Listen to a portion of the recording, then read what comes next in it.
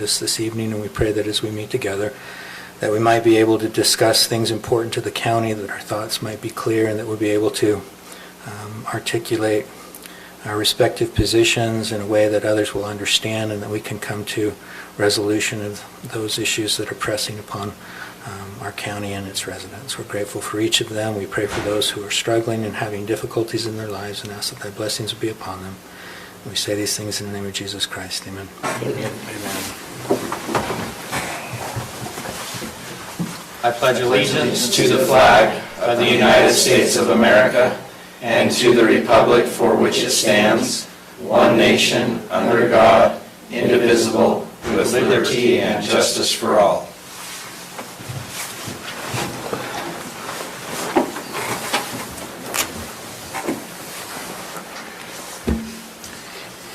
Okay. We have several consent items. With respect to the minutes, I don't know if you got any corrections from anyone else, but I had just a couple, Stacy. So these are the minutes for October 7th, 2021.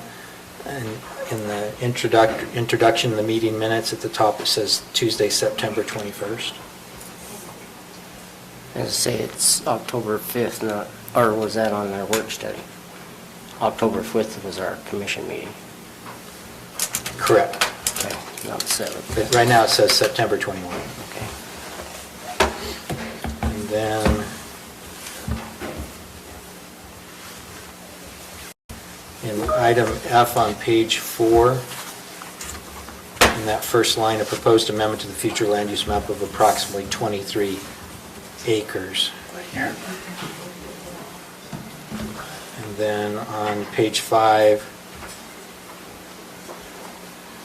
a request for a motion. It's Commissioner Anderson moved to go out of public meeting and into public hearing. That's it.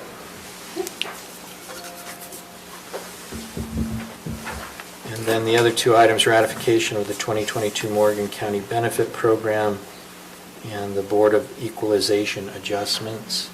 Actually, have these broken out into 3 motions if you'd like to address them each individually. Okay. Mr. Chair, I'll move to approve the October 7th meeting minutes as amended. We did not have a meeting on the 7th.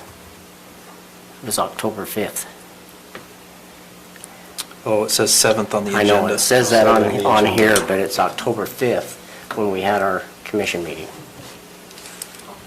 I'm sorry. Okay. So move to approve the October 5th, 2021 meeting minutes as amended. I'll second it. Okay, a motion and a second. All in favor? Aye. Aye. Okay, ratification of the 2022 Morgan County Benefit Program. Any discussion on this? Mr. Chair, I'll move to ratify the approval of the Morgan County 2022 Employee Benefit Program. I'll second it. Okay. Motion by Commissioner Newton, seconded by Commissioner Wilson. Any questions on the motion? All in favor? Aye. Okay, Board of Equalization. I know Gwen's here. Is there any, we've got this listed out in our agenda. Are there any particular items that you would want to bring to our attention? No. Okay. Any questions on that one?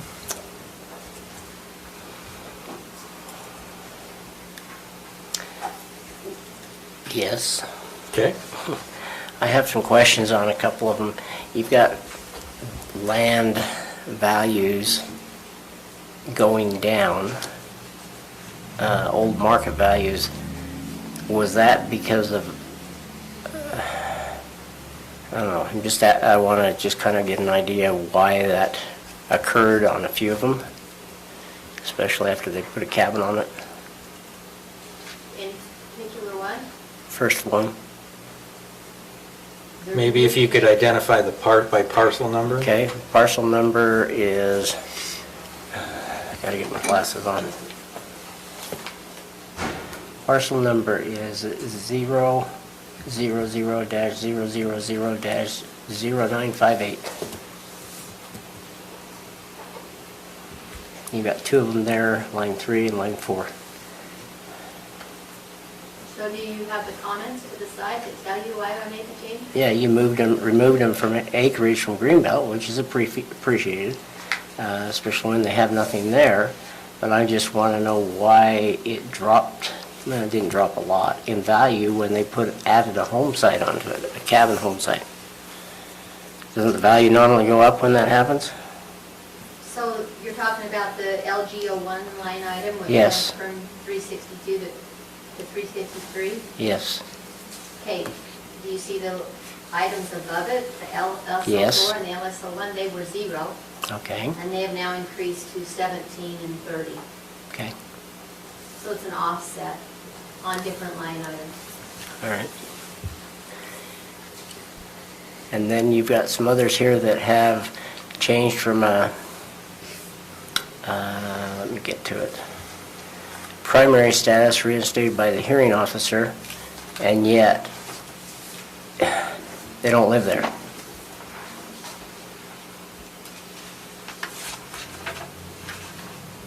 That's 00-00854054 and 53.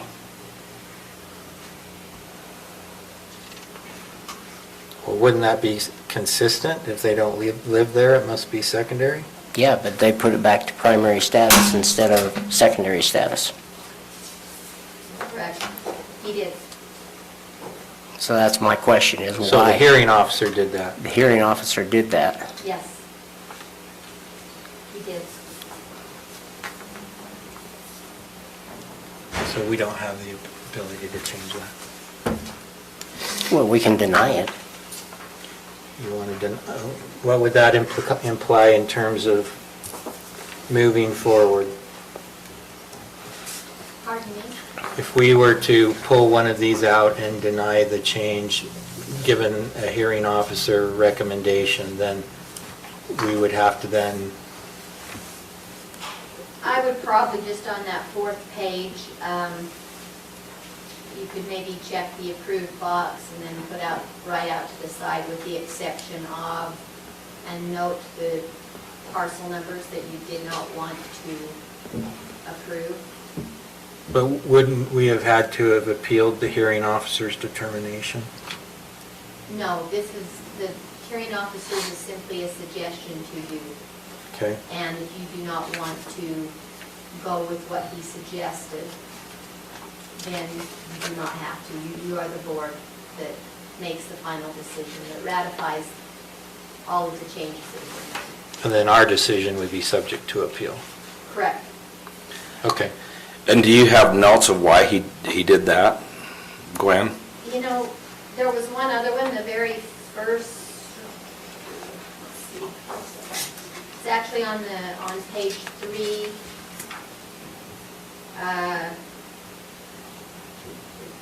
6th one down, 00-0004-9492. All of these homes I have put to secondary because they have not been lived in. And the hearing officer felt that the individual, the 4-9492, did not have another primary residence, was working to get to the point where he would move in, and the language in the law is kind of arbitrary.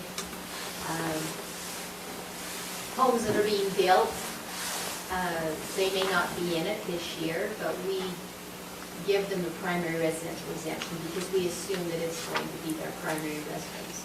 The reason that I took off 4-9492 is because it's been going on 7 or 8 years, and I just felt that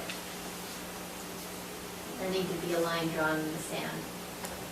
The other two that you're referring to, 85-4054 and 85-4053, you know the situation with that. They're not in the homes, not an occupancy order, and I didn't feel like I could call it a primary residence if they weren't living there. So they were different, but after he made the first decision on the first one, I think he maybe felt he needed to be consistent. Okay, so we He can, didn't really go into a lot of detail. okay. Both of them are renting, and this is their primary residence, right? No. No, I mean, they might, this in here is not their primary residence. These three are not their primary residences. They'd like it to be, but it's not. Currently, it is, you've got all three of those are not, they're not living in them. You're right, they're not living in them, but they're trying to live in them. They're their Okay. primary residences. At that point, then we can change it. But as of I January think given 1, the they were current not. situation, we need to discuss this with our legal counsel before we make a decision on this. On these particular items. So if you want to postpone on approving those particular ones, that's fine, but I'm not comfortable denying them until we have a conversation with our attorney about that. I'm fine with that. I think there's potential for litigation there, and we need to talk about it before we make a decision. Then we probably ought to go with the number 4th one there too. Correct. So the rest of them I can agree with. So,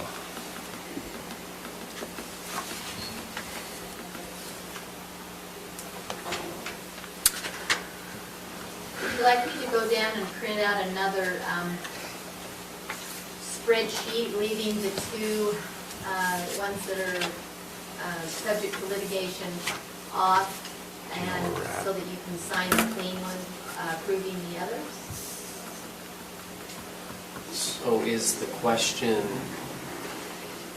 that you disagree with the adjustments here?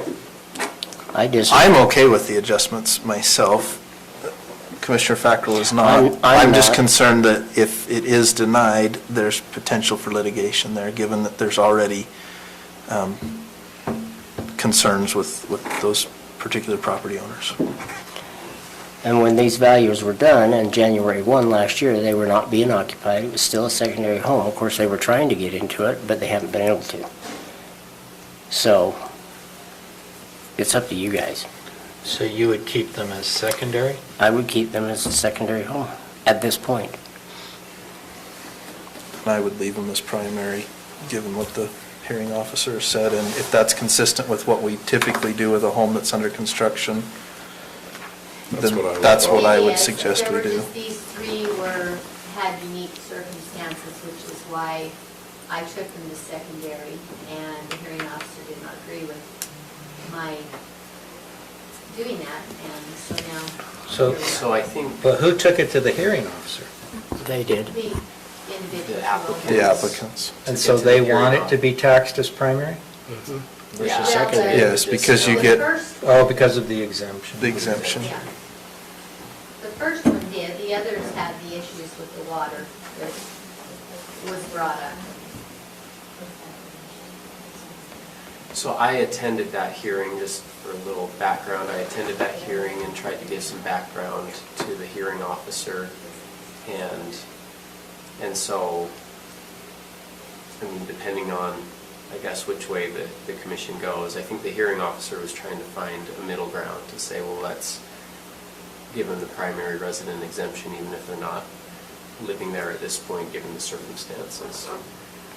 And so that was the compromise from being a secondary residence at a higher rate for the entire no exemption for the primary. So.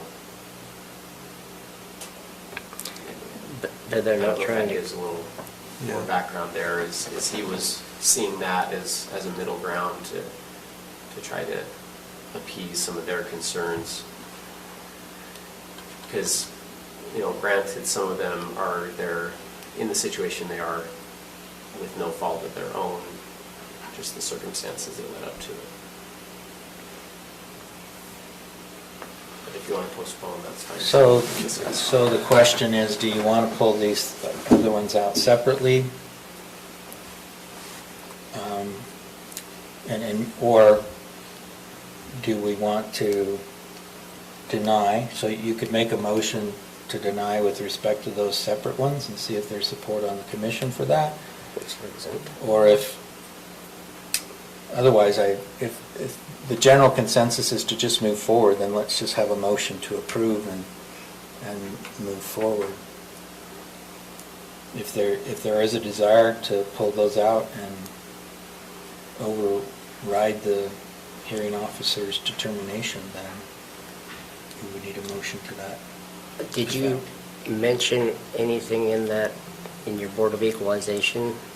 I mean, you say that it was a middle ground that he was trying to meet, but is that going to help to force any kind of finalization of everything that's going on or not?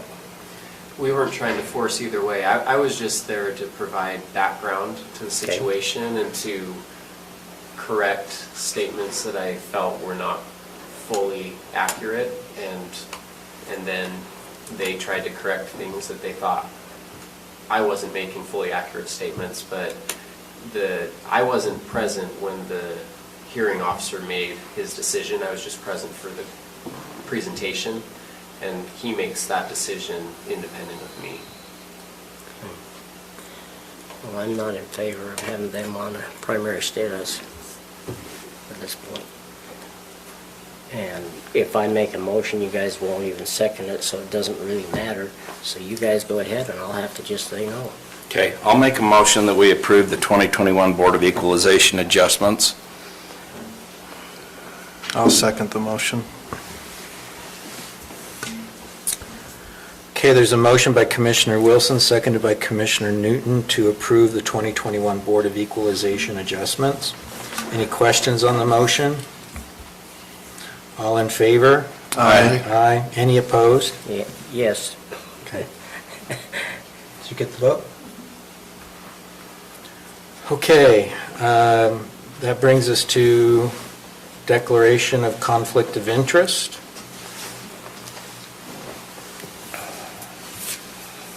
Okay, I'm just making sure for myself, just a minute. Seems like I have to do this frequently. Okay, hearing none, we'll move to public comments. Those of you in the audience wishing to address the commission with respect to items that there is no public hearing scheduled, please feel free to do so.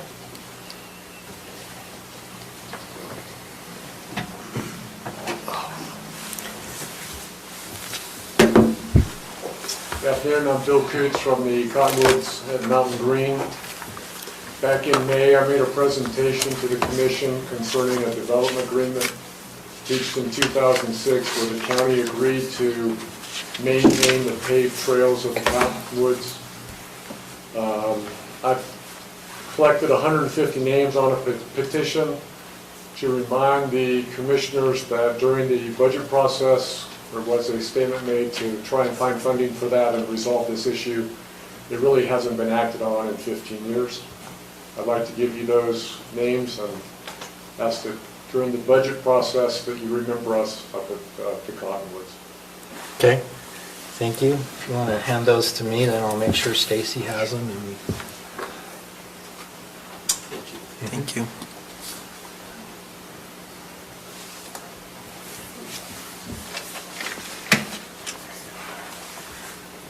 anyone else?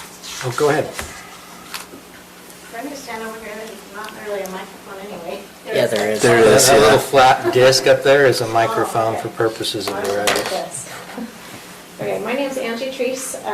I also live in Mountain Green, but I would like to just ask a couple questions and make a few statements regarding the property taxes. Looks like there's a just over or almost 9.5% increase that we're looking at, and while the intent or the cause seems noble, I also have some concerns and questions about it too. I'm under the understanding that last week the Planning Commission approved the first phase, 50 homes to be built in Wasatch Peaks Resort. I know that our taxes have gone up with regards to the school board and the county. But just, I hope you can address this too when you get to that line item in the agenda of, our assessed values for our home values already makes the increase go up. Are we talking a 9.5% on top of that? The other question is regarding Wasatch Peaks Resort. When does the county start expecting that money from from that Wasatch Peaks Resort to start coming in?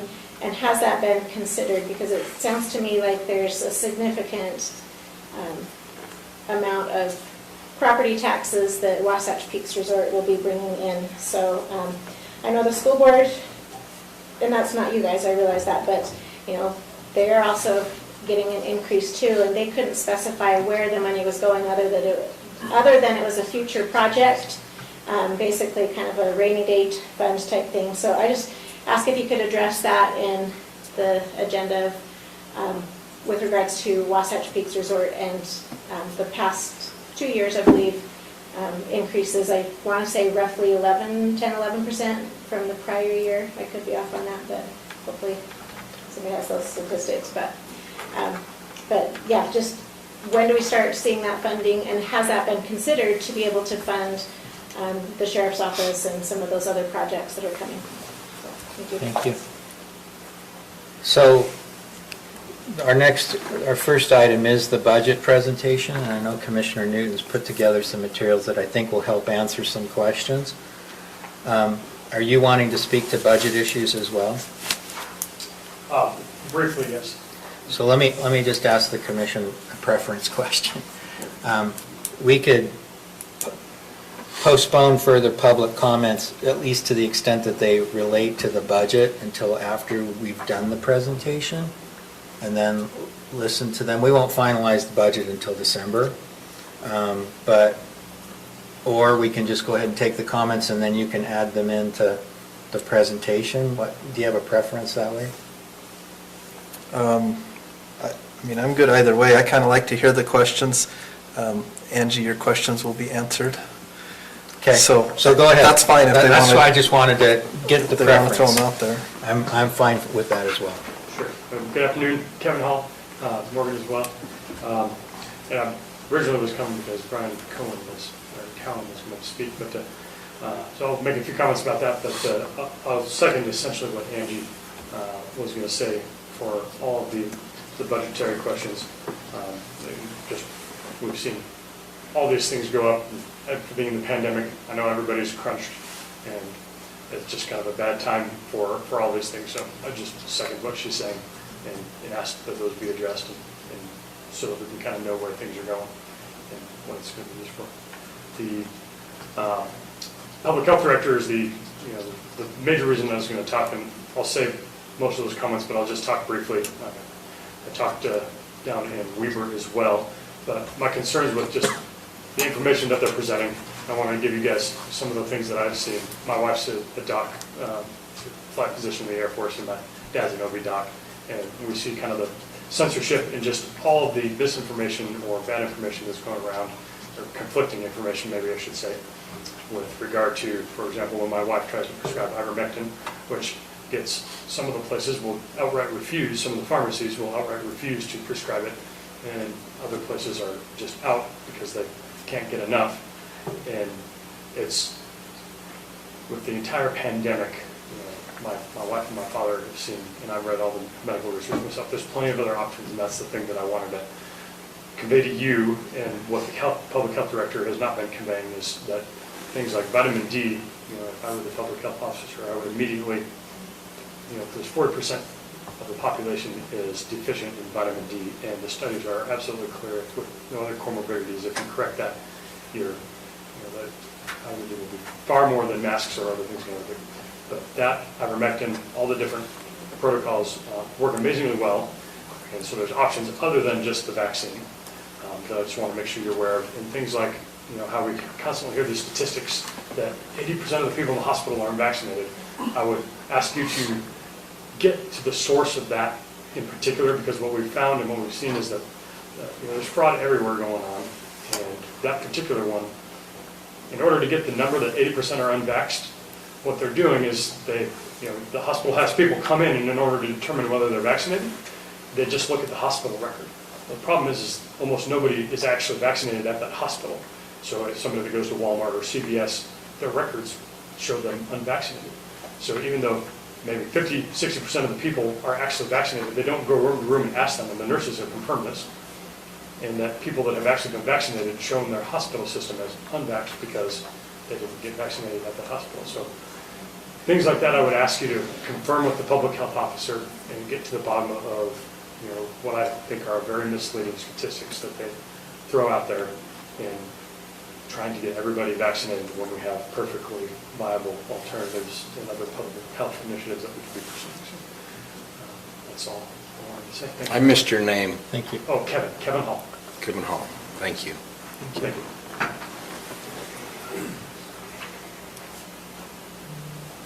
Anyone else wishing to speak as part of the public comment period? Can I just have a question real quick? Will there be comment after the budget, or is it going to close that and then just do the budget? So there'll be a public hearing in December when we actually finalize the budget. This is part of the process of truth and taxation where we have to have a hearing. It's not even a hearing. We have to today discuss our intent and talk about it, and then we'll send notices out to residents before the end of this month, and then we'll have an actual public hearing in December, and that'll be your opportunity to get up and talk again. So this 10% increases for next year, or is that? 2022. And there's nothing that would prevent you from sending us comments in the interim? Yeah, you can email us or call us or show up at the hearing? Or come to the hearing, either one. Or you can come to any of our meetings between now and the hearing, in November if you'd like, and stand up in the public comment period. But I don't think we intend to have another public comment period after we discuss tonight. Can I say something real quick? Yes? Before the end? My name's Jody Jakes.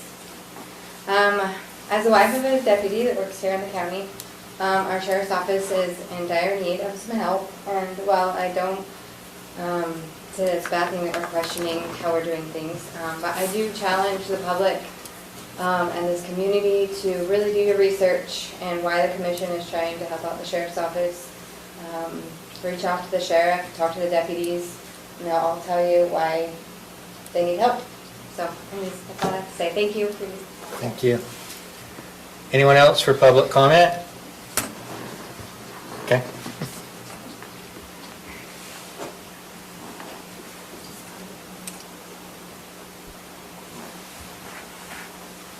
So my name's Ryan Treese. I just wanted to make a few comments based on what was said about the budget or the increase.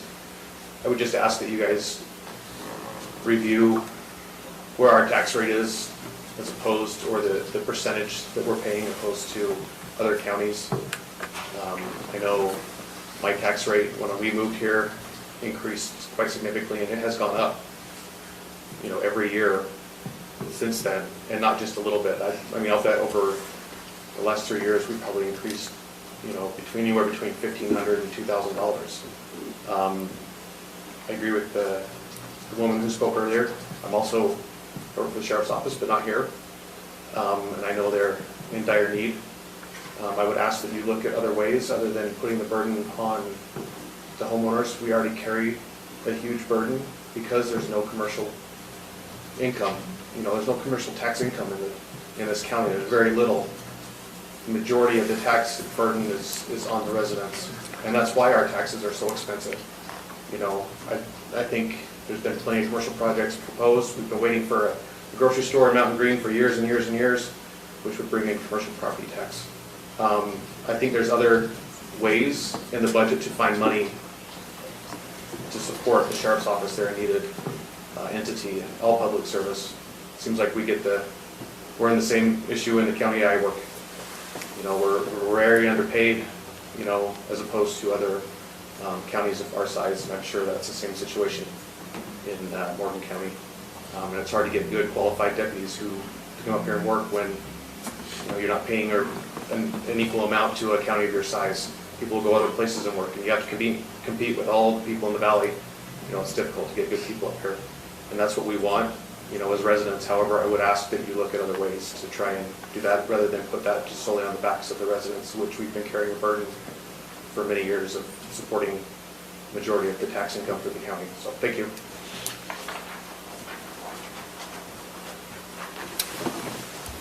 Oh,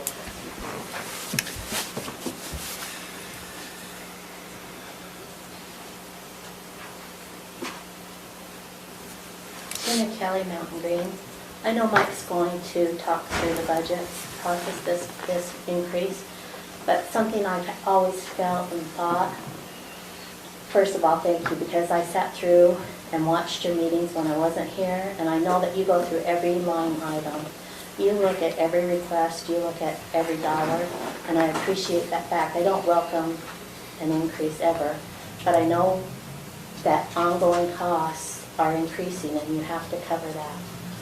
Part of the increase in the taxes that people see is the school district, and if there were a way to break that out in a graphing manner in the notice, you would see that 68 to 72% of the tax line is the money that you're collecting for the school district, and there's no way to make the school district collect that itself. They don't want that. They don't want that responsibility because people would then know where the rise is. it might go to their hearings. So I just wanted to say thank you, and maybe as you move forward in the future, there is a way to show where those increases are, that it's a minuscule amount of the taxes that people are paying compared to the other line items for other entities. Thank you. Thank you, Tina. Thanks.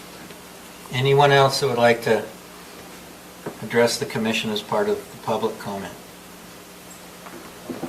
Okay, I'll go ahead. Just briefly, I wanted to report on the Constitution class that we had last month on Constitution Day. There were over 50 people in attendance at the library, and we're doing our second one at the library this Friday at 6 o'clock. So it's open to the community, so anyone who wants to come learn a little bit about the economy, 1913, changes of the Constitution back then, Federal Reserve, and so forth, that might be a good thing to come to. Great. Thank you very much for doing those. I'm going to go ahead and close the public comment period and move into the presentation on the proposed increase in property taxes. Commissioner Newton, I know you have a presentation, so I'm going to look to you. I've put some information together here, but would welcome the commission's input as we go through this, and certainly as we talk about this. The intent of the information that will be presented here is for the benefit of the public. And just to maybe start out, before we jump too far into this, and Tina Kelly hit on this in her comment, I want the public to understand that the commission takes the county budget and finances very, very seriously. We do go through every single line item in the budget for every department. We spent the first week of October here every night from 3 p.m., some nights until 10 p.m., going through the budget with all of our department heads, with our county treasurer and our county clerk auditor. So Morgan County has a pretty trim budget. There's not a lot of fat here. And we go through and try to trim the fat as part of our budget process. We have a lot of requests that are made by our departments that we aren't able to honor for things that they ask for, be it employees or tools or whatever it is that they need. So I'm happy to make this information available to the public as well if you'd like to see that, at a later point. But I'll jump into this. Before we get too far into here, there's a process for truth and taxation. We're at the beginning stages of that process. As I mentioned before, there will be a public hearing in December when we actually finalize the budget and make a decision. So there won't be a decision made tonight. This is really purely for information purposes. All right. Some of you might have your property tax statement with you. If you do, I'd encourage you to get it out and take a look at it. I brought mine tonight so I could take a look at it. You'll notice on your property tax bill, there are a number of line items, okay, right in the middle of that tax bill. It says taxing entities right above it. Morgan County is just one of the taxing entities on that tax bill. Morgan County happens to be the assessing and collecting arm, and so our county elected assessor determines the assessed values. Our treasurer collects the monies, and then those monies are distributed to the various taxing entities. If you look at your property tax bill, those items, those line items that are listed here in red, those are the tax line items that Morgan County has control over. Those are the line items that we make decisions regarding, okay? And tonight, what we're talking about, the increase is in one line item, and that is the Morgan County General Fund line item, okay? All those line items in blue are other taxing entities, the school district, the city, Weber Basin Water. There's multi-county assessing and collecting that's done through the state. All of those line items are not line items that we control, only those listed in red. And just, Member Newton, if you don't mind, I think Mountain Green Fire District also would show up for. Correct, and I apologize, I should have put that on there. So Mountain Green Fire District would be one of those in blue. If you live in Mountain Green, you'd have a line item from them. And sewer district. And Mountain Green Sewer District, thank you. I remembered Morgan City and forgot the Mountain Green districts. I apologize. But yes, we don't control either of those either. Okay, so the Morgan County General Fund is what we're talking about tonight. It's that probably would be the top line item on all of your tax bills. It says County General Fund. In 2021, approximately 16.7% of your total bill was to the Morgan County General Fund. So when we talk about a 9% increase, what we're talking about is a 9% increase on 16% of your bill, not on the full bill. So if your bill was $3,000, we're not talking about a $300 increase, we're talking about substantially less. Okay, and we'll get to those numbers here in a minute and explain how property taxes are calculated, because it's a complex thing that most people don't understand. Utah has an interesting way of calculating property taxes. So was that 16.7% based on your? That was based on mine. So it'll be different if you live in Mountain Green or Morgan City. It would be a lower percentage. Correct. Because we have separate assessments for the Mountain Green Fire District and for the Mountain Green Sewer District, so our percentage would come down. That's correct. Yep, if you live in Morgan City or Mountain Green, your general fund percentage would be less than that 16%. This is if you live in the county, unincorporated Morgan County and not in Mountain Green. The last increase of the county general fund property taxes took place in 2017. Okay, so many of you might say, well, but my taxes have increased every year. Well, that's likely true, but it's not Morgan County that's increased your taxes. The last time Morgan County increased property taxes was in 2017, and before that it was in 2010. So Morgan County does not make a habit of increasing property taxes. The school district typically does every year. They do truth and taxation nearly every year, and they do some type of an adjustment. I looked at what the consumer price index said for just the cost of living has done since 2017 when we last increased taxes, and it's a 12.9% increase. Now this year is going to be tremendous. It's up 5.4% this year alone. So far this year. By the end of the year it might be even more. But I put that on there just so that you can see that the cost of living for our employees, the cost of services has gone up in that time period 12.9%. We're talking about approximately 9% increase. So that's less than the actual increase in living costs.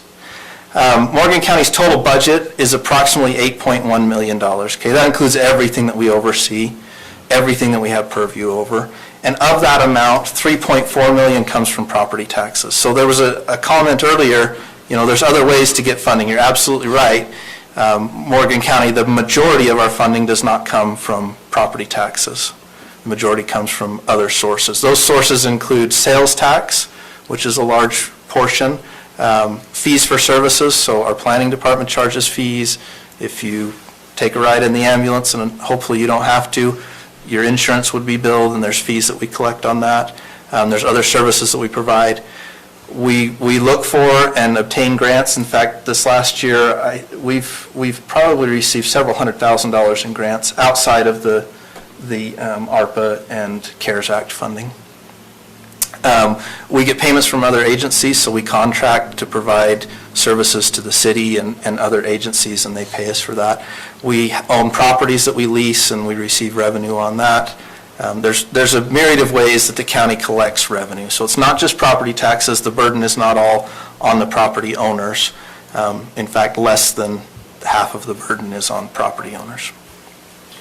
And with respect to the sales tax number and the comment with respect to commercial development, I think I speak for all members of this particular commission body in saying that we would love to see some commercial development within the county. I think that the mechanisms are in place to facilitate that, but it does take a specific development proposal from a developer, an owner and/or owner of property in order for that to happen. And this commission has not turned down any such application. Yeah, and in fact, this commission has actively been working to try to bring business to Morgan County. We have an economic development group that we're working with. We're actively trying to do that, but it's a process and it's a lengthy process.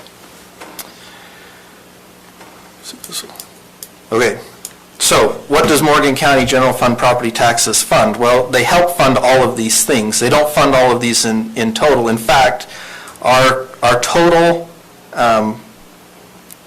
county general fund property tax amount, if this increase is passed, would be about $2.9 million, okay?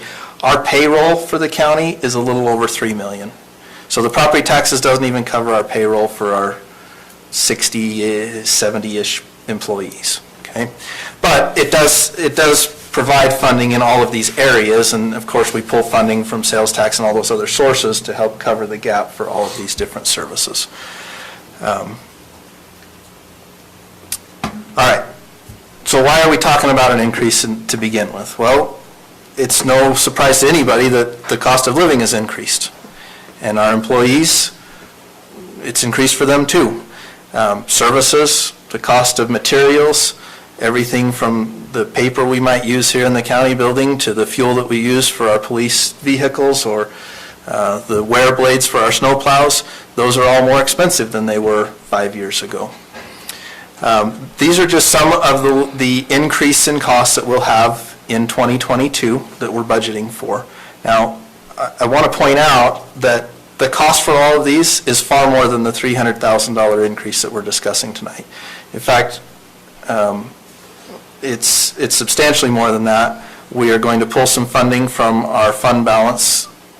Some might call that the rainy day fund. Okay, the intention is to pull almost $400,000 from that to help cover the cost of all these increases. So we're not trying to lay that full increase on property taxpayers, but we can't pull the full amount from our fund balance, at least not sustainably long term. So these are some of the items: hiring 2 new sheriff's deputies and increasing wages for our current deputies. So we are going to use federal funding for a portion of this. There's ARPA funding, American Recovery Act funding that can be used for a portion of this. We'll also use some general fund money to help cover the gap.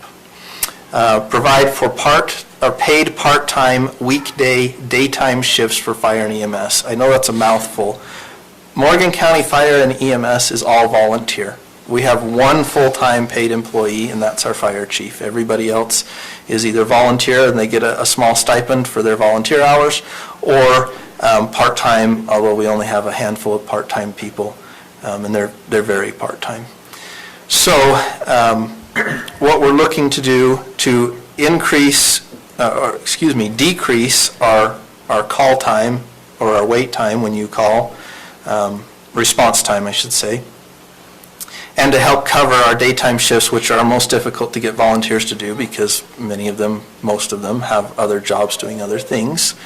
We're looking to move to having paid folks in the fire station answering ambulance and fire calls during weekday daytime shifts.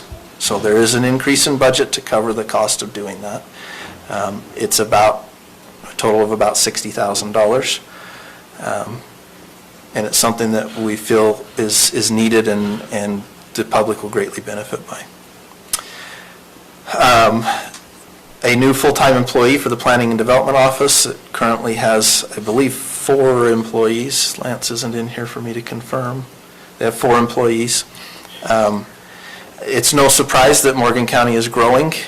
Our number of applications for building permits and land use applications has increased pretty dramatically. Wasatch Peaks was mentioned earlier. As that comes online, there'll be a need for increased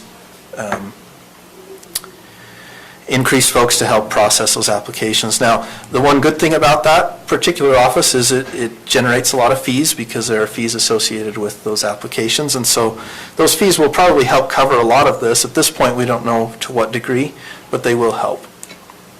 A new full-time employee for the recorder's office for much the same reason. There's a lot of property transactions that take place. Our recorder's office is actually down employees from where they were 6 or 7 years ago. So this is trying to get them back to where they once were. Morgan County employee wages and cost of living increases. There were no cost of living increases given in 2021. So our employees did not get any type of cost of living. We do plan to give a cost of living increase this year, especially knowing that the cost of living has dramatically increased. Most businesses and most government institutions are doing this. I know Weber County, Summit County, Wasatch County are all doing cost of living increases for their employees. Part of that is the job market is tough right now. If you own a business or work for a business, you know it's hard to find people to work for you. We have great employees and we want to keep them.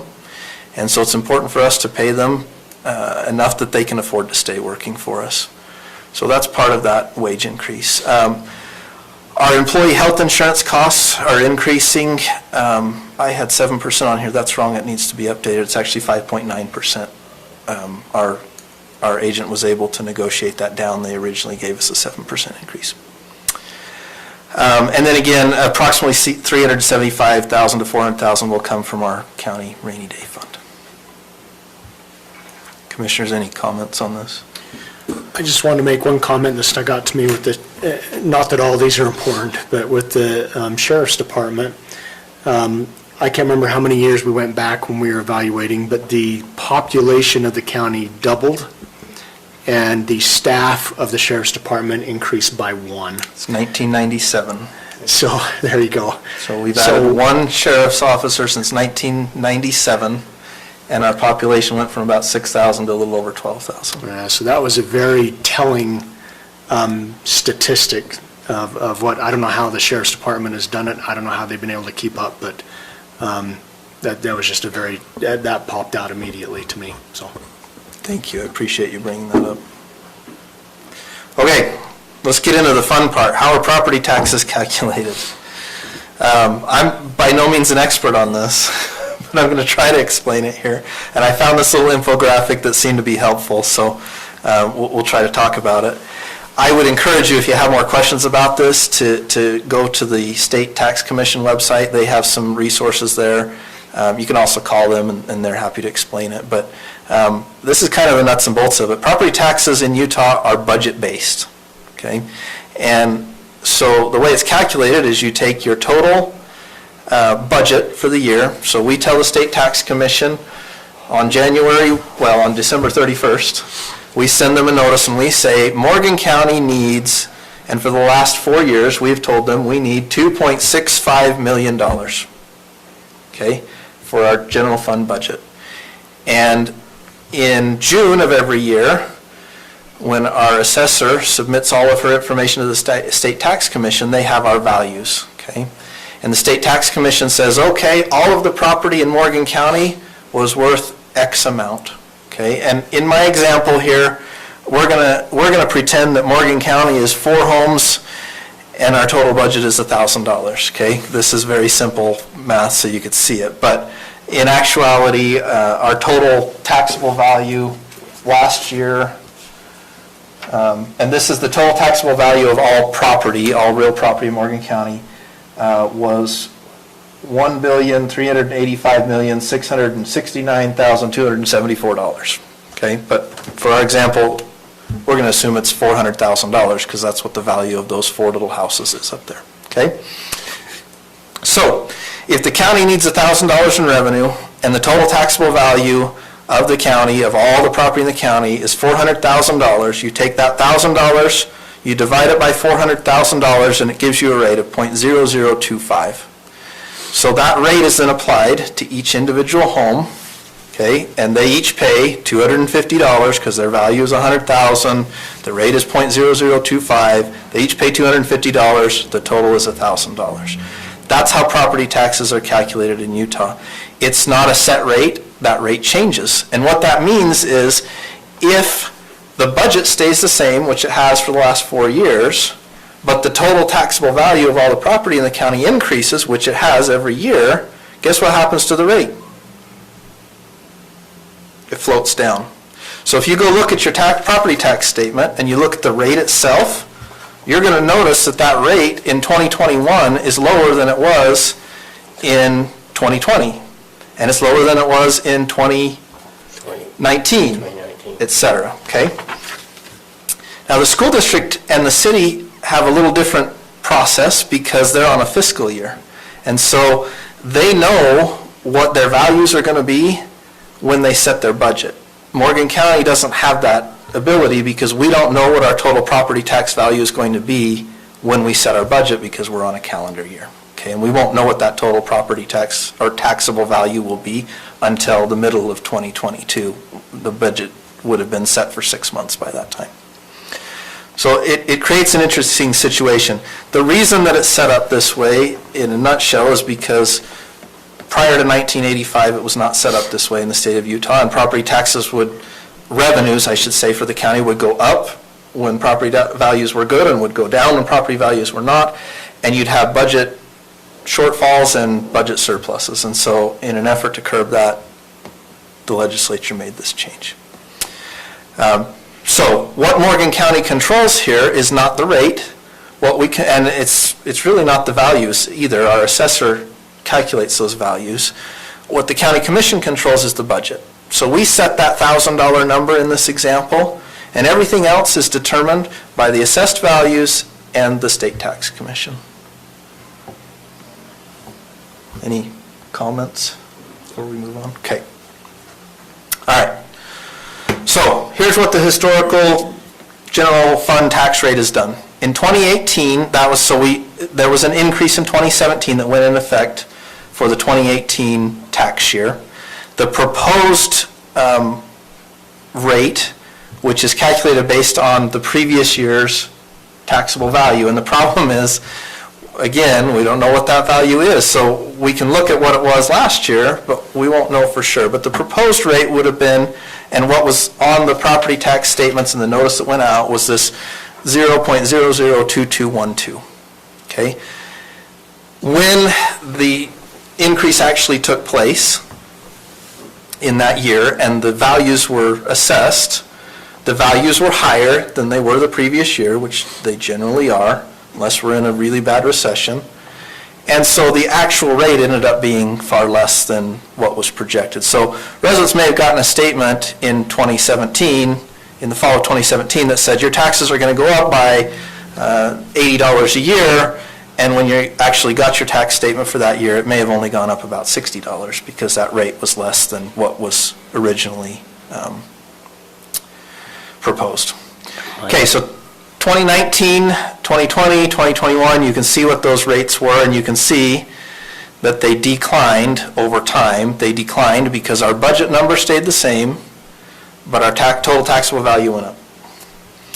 So 2022, if this increase goes through, our approximate rate, and that's based on 2021 values, and again, 2022 values are going to be higher than 2021. If you've been following the real estate market, they might be a lot higher. But the proposed rate would be 0.0021295. They'll probably round that to 213. But what I want to point out here is that that rate is actually lower than the proposed rate from 2018 and lower than the actual rate in 2019. So your property value, yes, probably went up between 2019 and now, so your tax amount may be higher, but the actual rate would be lower. Mike? Yes. Just to let everybody know, your property value is assessed January 1, correct? Is that correct, Gwen? So that means any kind of value that your home had on January 1 is what it's being based upon, all these taxes, or this value. So that means if your home now is worth $1 million more, that might be what the value is on January 22, January 1, 2022. So we're working on values a lot from way back. Okay? So it's complicated. If you ever want to have a lesson on it, go to Gwen. It is complicated, and hopefully this helps, and again, if you have questions, let us know. All right, so we're going to talk about 2021 rate and valuations, and I've got an example here so you can kind of see how this might affect you personally, because that's, at the end of the day, what we want to know. Well, what's this going to do to my budget, right?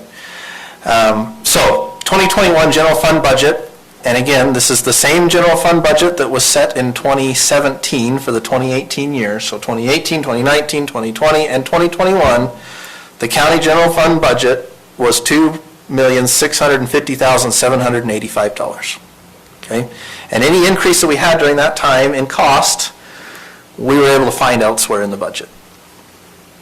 From other sources, I should say. Or we cut things, whatever we had to do to make it happen. And I can tell you, this year we didn't, but last year I remember being here till midnight arguing over a $300 line item in the budget, because that's sometimes what it comes down to. So, all right, so the total taxable property value for Morgan County, that $1.3 billion. So this is how the rate was calculated. 2021 rate was 0.001913. Again, that's the 2.6 million divided by the 1.3 billion to get that rate. So the rate per $100,000 in valuation was $191.30. If your home is your primary residence, and for the sake of this example is worth $500,000, $500,000, if it's your primary residence, you get an exemption because it's your primary residence. So you pay on 55% of the tax, or excuse me, of the, Gwen, correct me here, the market value of the home. So the assessed market value of the home. So if your home, your assessed market value is $500,000, you're going to pay taxes, property taxes, on $275,000 worth of home, not on $500,000, because it's your primary residence. If it were a secondary residence, you would pay on that full $500,000. And we'll get back to that in a minute, talk a little bit about secondary residences. But if that were the case, your general fund property taxes for 2021 on a $500,000 primary residence would have been approximately $526.08. Okay? So when we're talking about a 9% increase on a $500,000 home, we're talking approximately 9% on that $500. It's actually a little bit different because the increase, they include all those line items that were on that earlier tab in blue is included in the calculation, even though we're only increasing one line item. So, all right, so that's 2021. All right, proposed rate and valuations if this increase is approved. And again, the final values aren't determined until 2022, so we won't have the exact number, but this has been calculated based on the 2021 values, okay? So, if the budget changes and increases by $300,000, so now our budget is $2.9 million, and then our total property tax, our total taxable value remains the same at the $1.3 billion, your property tax rate for the county general fund would be 0.0021295, okay? Or in other words, $212.95 per $100,000 in valuation, or an increase of $21.65 per $100,000 in valuation. Back to our example of a $500,000 home. If your home has an assessed market value of $500,000 and it's your primary residence, you're going to pay again property taxes on $275,000. At that rate, the total county general fund property tax would be $585.61, which is an increase of approximately $59. Okay, so what we're talking about is a $5 per month increase on a $500,000 home. Okay, so we put this information together so that you kind of understand what we're really talking about, because when you get this notice and it says $300,000 increase, or 9%, what does that mean, right? Is that based on my total tax bill? Is it just a section? What is it? And hopefully this has helped you understand that. Now, I want to address really quickly a couple of the questions that were brought up. One was, how does Wasatch Peaks Ranch fit in? And I'm glad that, Angie, that you brought that up. As Wasatch Peaks Ranch and any development builds out in the county, that increases the total taxable value of property within the county. And as we saw earlier, if the total value goes up and the budget remains the same, the rate falls. Okay, so when we talk about, well, Wasatch Peaks could be good for our budget, yes, it can, because what it could mean is if the values go up, they then share in this cost comparison here. They share in the values, and it reduces your rate. So you could, in essence, pay less. The challenge that we have is that if the county is going to take advantage of some of the increase, we have to do truth and taxation. So we have to have this meeting. And even if it turns out that your rate falls and your taxes go down, if we make an adjustment to our budget, we have to hold this meeting. We have to have everybody come in. You get a notice saying your property tax may increase based on this. And especially in these first few years as that development builds out and other developments build out, that will be kind of a moving target for us to hit because we won't know what those taxable value or total taxable values are ahead of time. So we have to kind of make adjustments as we go to get there. Some people say, well, why don't we just hold the tax rate where it is? Well, that would be a great idea, but we don't have the ability to do that. So we can try to do that. If we did, our budget would go up every year. Yes, and if we did, our budget would increase every single year to do that. So in a nutshell, yes, it will help, but I want to be clear that when that does occur and those developments start to come online and we see those increased overall property values, if we're going to take advantage of that and increase our budget to take advantage of some of those increased revenues, we will still hold the truth in taxation. You'll still get a notice that says your property taxes may be increasing, and that's why. Even if in the end they don't, based on the projected numbers on the previous year, it may look like it will. And with respect to the timing, Wasatch Peaks, so the Planning Commission approved a preliminary plat. If that plat was recorded before the end of the year, there might be some rollback taxes that are paid for that platted area for Wasatch Peaks. I don't know that that's going to be a significant amount because it's been zoned MU 160 for a long time, so it's not like it's been commercial property that commercially zoned, and we're recapturing a lot of value there. But the homes that will be constructed on that, if there was one completed in 2022, then its value increase will be January 1 of 2023. But I wouldn't anticipate that. I would bet that very few of the homes that I've heard are being contemplated up there will be completed in a 12-month construction period. If they haven't started now, they're not going to start until sometime in June, May, June timeframe, and they're not going to be completed for purposes of the 2023 tax evaluation. So we might start to see something in 2024. There will also be some general increase because they're platted lots, but that's still a future, an off in the future revenue, potential increase in the revenue from homes that are being constructed up there. Okay, that's all I've prepared for this presentation and discussion. If the commission has any additional just comments. with respect to looking for other sources, this was in the presentation, but just to be clear, I mean, we looked at a number that was more like $1 million of increase, and what we tried to do was to get to where we ended up in three ways. One, pulling from what was characterized as the rainy day fund, because those are revenues that have been generated within the county, and we do want to keep a rainy day fund. Occasionally, there are centrally assessed taxes that we have to refund. We had a fairly large one. It was several $100,000 just a month or two ago. If we didn't have, if we'd already used those funds, we would have, I guess we would have had to borrow in order to pay that. So we do want to keep a reserve, but we felt like it was high enough from where it's gone over the last couple of years.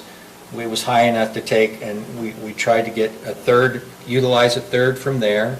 We tried to find a third in reductions from requests from the departments, and then the remaining third was the proposed increase in the budget. And that's where we ended up. We're not quite a third and a third, we're actually taking more from the rainy day fund than the budget increase. But that's what we tried to do in terms of balancing and getting to that number. Another thing I want you to understand too is the rainy day fund we use for matching grants. We're almost always asked to give at least a portion of a grant, and it's important that we have some funds there to cover those costs, because we can take advantage of, like, the road going up to in Croydon this last year, where that cost a lot of money, and we only had to pay a small portion of that as a county. So we try and take advantage of all those, and our public works people work hard to get grants every year, and they do a great job of it. And he fields hundreds of calls from our community, whether it's stinky trash cans, or my roads aren't clear enough, or the roads aren't good enough, and he tries to do the best he can to cover with the budget he has. And every one of our departments, I will tell you, when I ran for this office, my intent was I don't ever want to have a tax increase, for sure. And what I found is I thought there had to be a bunch of fat to cut off this animal, and there isn't a lot. Our people run on a very tight budget, and they're very cautious with the money they spend, and they do the best they can with what they have, and they do a great job of it. I'm glad you brought up the road budget. I'll make a comment on that. Most of our road budget doesn't come from the general fund, it comes from the gasoline tax. Morgan County receives about $500,000, about $500,000 a year in gasoline tax. But we redid Morgan Valley Drive last year, and that was a little over a $2 million project. So $500,000 doesn't get you very far on a $2 million project. The way we were able to do that is because we received a federal grant, and Morgan County only had to pay a little over 6% on that project. Same thing with our bridge project on Stoddard Lane, and we have been awarded a grant to redo Old Highway Road, I believe in 2023. Also a couple $1 million grant. So we're actively looking for funds outside of property taxes, and want you to understand that that is the case. And as Matt was mentioning, we have to have matching dollars for a lot of different projects that not projects, but grants that we get. And a lot of you might be concerned about the interchange in Mountain Green. We get that interchange, we're going to have to come up with some money ourselves, somehow within the county, to pay for a portion. And I mean, it may be, who knows how much it'll be. But just to let you know that we need to keep some in reserve, and I'm not an advocate of raising taxes, period. But I may have to eat my words. I don't know. I haven't decided that yet. Commissioner Newton, of course I'm looking at all commissioners, but I don't believe any of this tax increase included capital improvement projects. Does that sound correct? Correct. We have a separate line item for capital improvement. The county generates about $100,000 a year for that, and that was not increased. So the focus of my comment is on our employees. I'm still concerned, even with the cost of living and how we're categorizing our employees to try and keep them here. I'm still concerned we'll lose them. It's a tough world we're in right now. We have great employees. We have employees that have spent many years here, and I want to do all I can to keep them here. I know we're doing a little bit, and I hope it'll be enough to keep them here. So there's that comment I wanted to make, and then just back to the, I guess, I don't know if you could call the Sheriff's Department health, safety, and welfare, all of the above, but to be able to try and help them and keep them staffed properly to protect our county and our city is worth every penny in my mind that we can try and appropriate there. So I'm grateful that we're able to hopefully that we'll be able to do this. I'm hoping that it'll be able to work for us, and I'm hoping that our staff will see that and be able to afford things better. We're helping them with this, everything else is, cost of living's increasing, so I just, I think we've evaluated this real well, and in particular for our employees and our departments. Okay, if there's not any further comments from the commission, then I think we'll move on to our action items. The first is approval of a resolution approving a representative and an alternative representative whom will vote on behalf of the county at the USIP annual membership meeting. I am attending UAC. I went ahead and registered. The USIP meeting was scheduled over the board meeting for UAC on the Wednesday night. They've now moved that to Thursday night. I'm still happy to have one of the other commissioners attend that second meeting and dinner. I'll attend it. I was going to say, I'm going to be there too. I'm going to be there. So we can, I'm happy to designate one of you as the principal and the other as the alternate for USIP, because I know I have to attend the UAC one on Wednesday night, so. I'll go if you want. That's fine with me.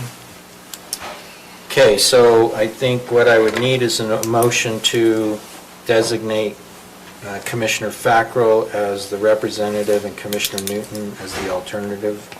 If Resolution CR 2108.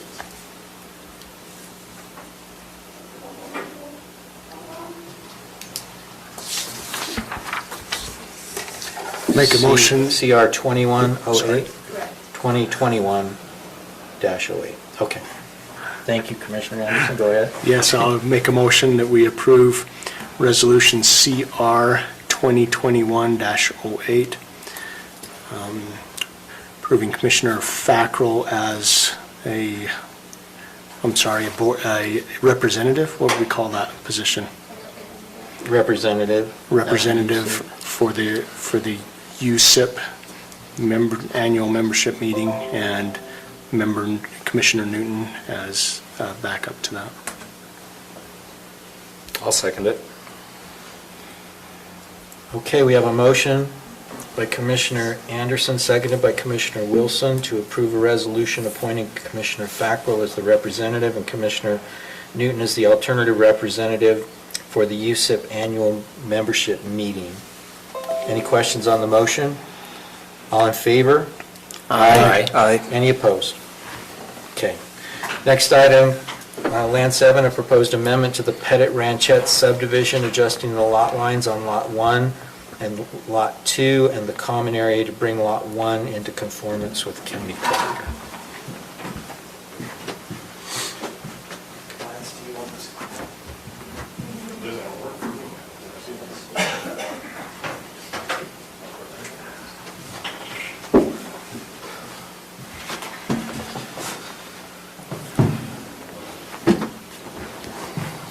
Good evening. This is actually quite a simple plat amendment. It is out on Highway 66 off of Woods Creek Road. It's 120, or it's A20 zoning. It's the Pettit Ranchettes PRUD plat. When the PRUDs were put in, the developments were required to have a certain amount of open space, common space area, and that is how this property was developed. The applicant, it's gone back a long time, but at some point, the structure that was on Lot 2 was built across the property line, and what they're doing is an amendment to the plat to adjust the property line on the common open space with the Lot 2. So they're keeping the same amount of common open space, moving it up and taking it out of Lot 2, adding to the common open space, and also adding a little bit of the, adding some of the common space to Lot 2, so that the home is complete on the lot, and it meets the setbacks. And it's just a square foot per square foot It's a adjustment. square foot per square foot change. It's very straightforward.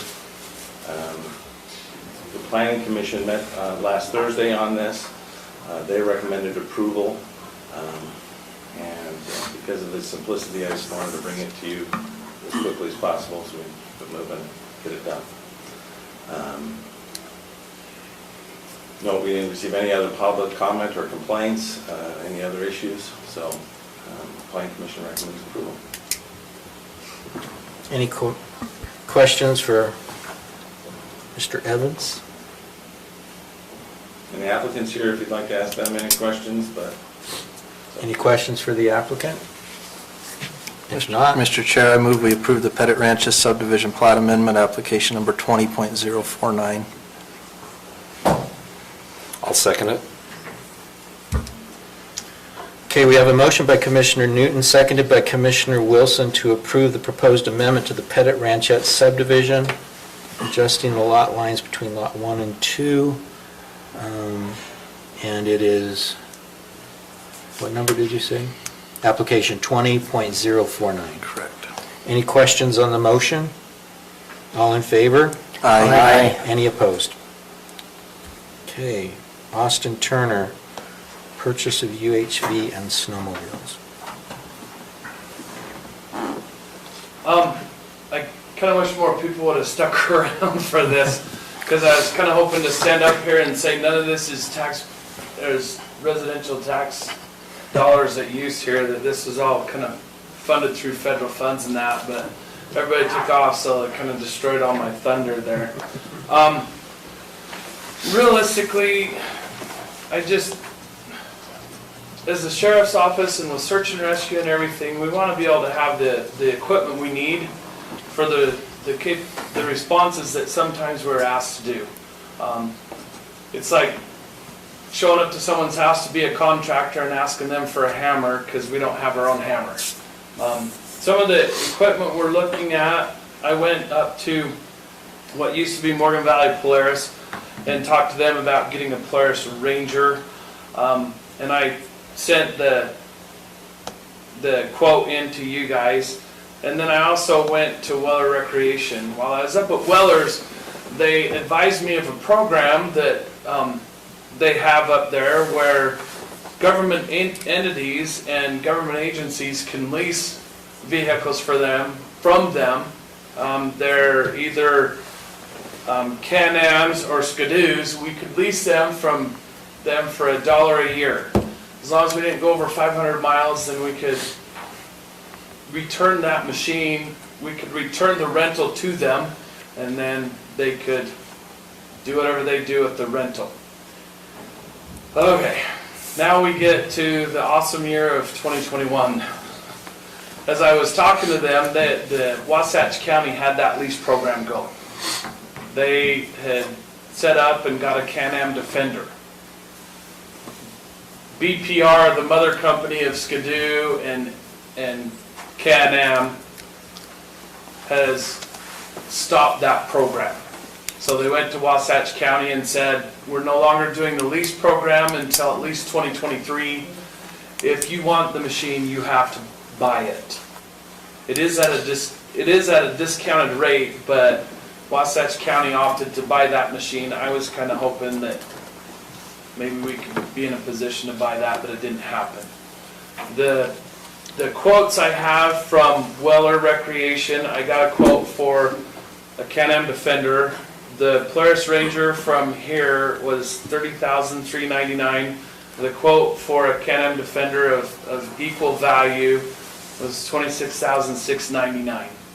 That's not a rate that I could go buy one personally for myself or anybody else. These are discounted rates. The money we're going to use for this is not taxpayer money. This is through a federal money that came to Morgan in 1984. 1983, Morgan had some flooding going on. FEMA reimbursed us, and that money has been set aside ever since. And so people would naturally think, let's save that for any kind of a disaster. Well, in Morgan, we actually, one of those red line items that Commissioner Newton put on there was a flood and disaster fund. We're actually, as citizens, paying into a flood and disaster fund, which is one of the things that FEMA is going to start requiring every community to do, is to pay into that fund. Anyway, I want to use some of that money to purchase one of these vehicles, either the Polaris Ranger or the Can-Am Defender.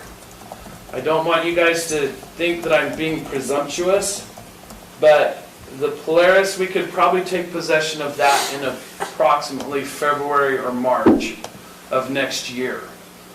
As I was up last week talking to Kim Black up at Weller Recreation, she actually has a Can-Am Defender on property that she said she put my name on in case we wanted to go with that.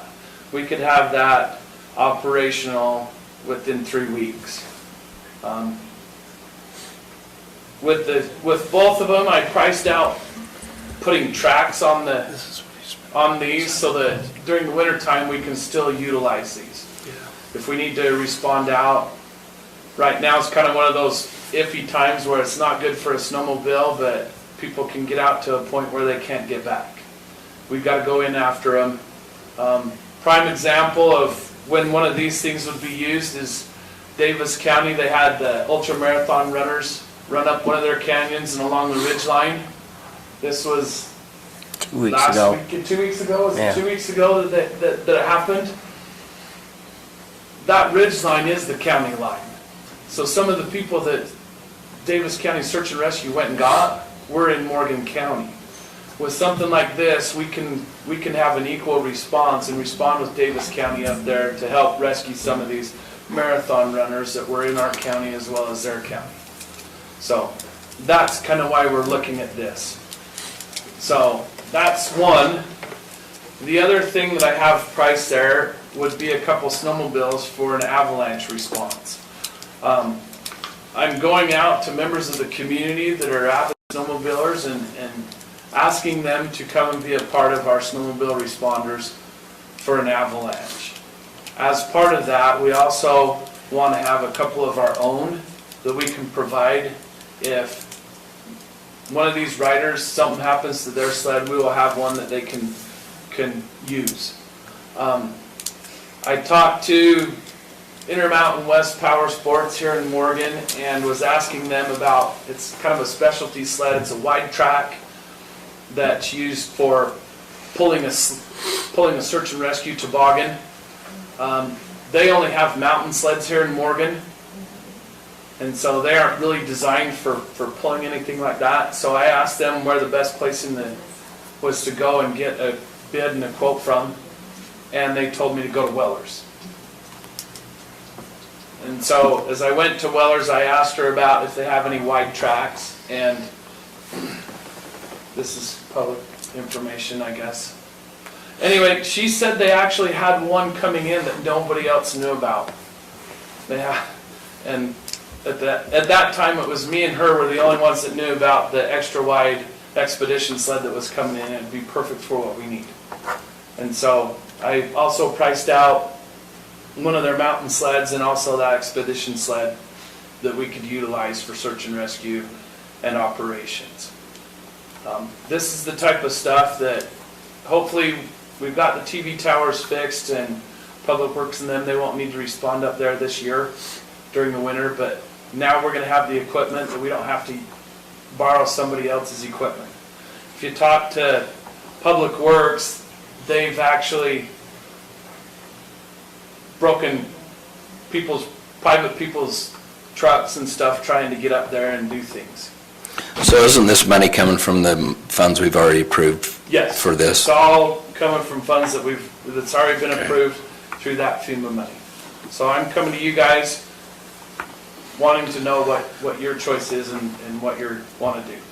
So we transferred 120,000, Yes, as sir. I recall, and you spent about 30 thus far. We bought that A drone. little bit less than 30. Okay, and this totals just over 60 Correct. from what I totaled? Correct.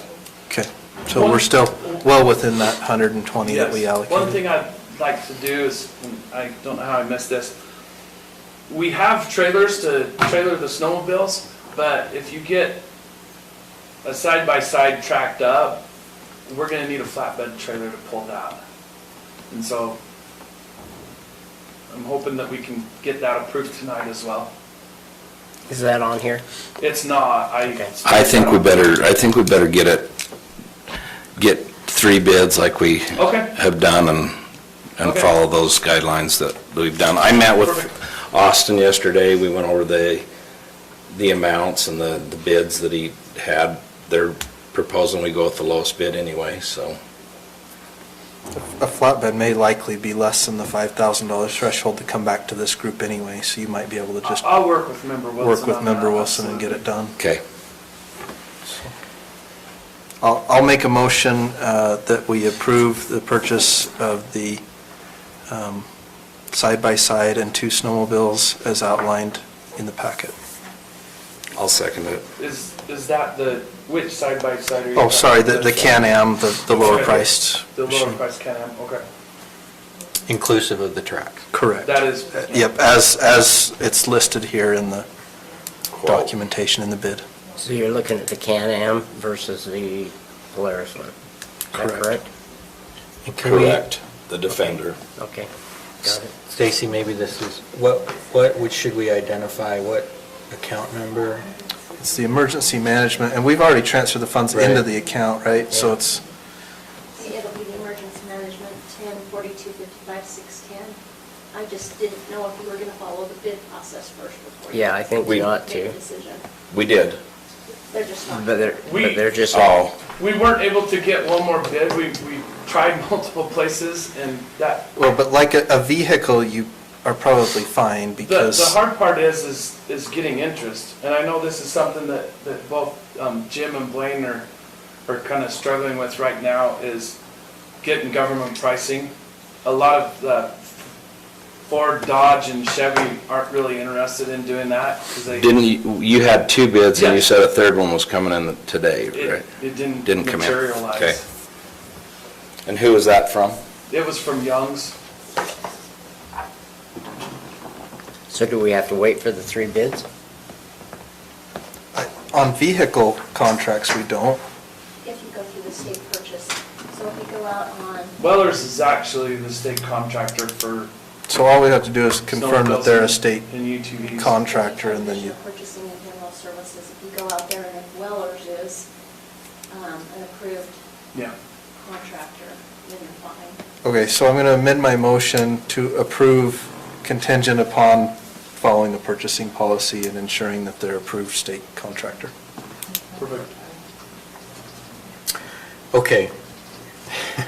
So we have a motion by Commissioner Newton, seconded by Commissioner Wilson, to approve the purchase of a UHV and snowmobiles as outlined in the proposal from Weller Recreation, Inc. Funding to come from the Emergency Management account 10-4265-610, Correct. subject to verification that Weller Recreation, Inc. is an approved, state-approved provider, vendor. Contractor.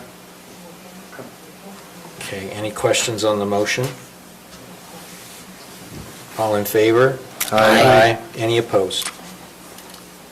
Okay, Thank you. thank you. Morgan Area Chamber of Commerce request for support and membership of $25,000.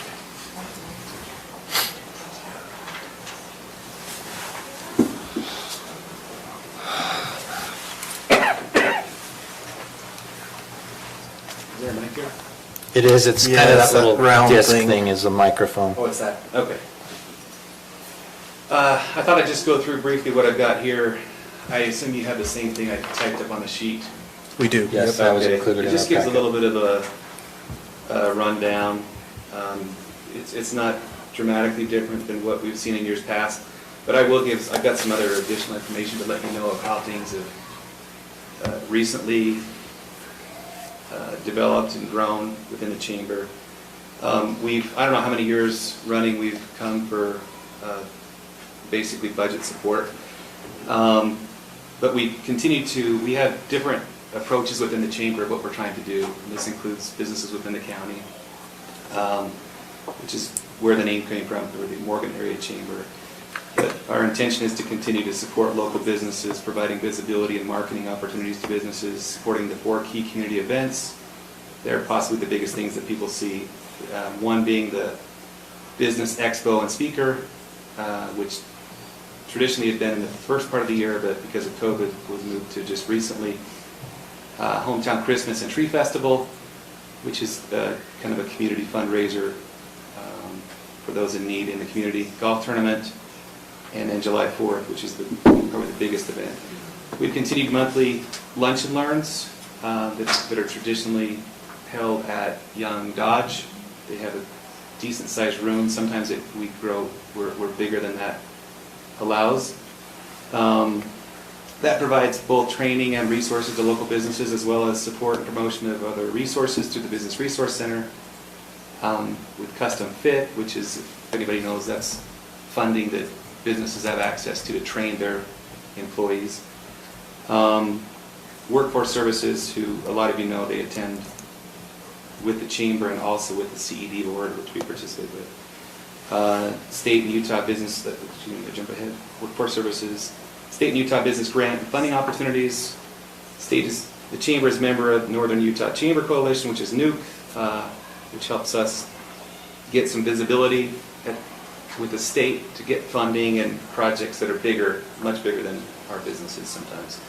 And then we are participating as a voting member of the CED board with some of you, funding and help support staffing and coordination between board and local businesses, information seekers, so those that are coming from outside the community, and then affiliate organizations.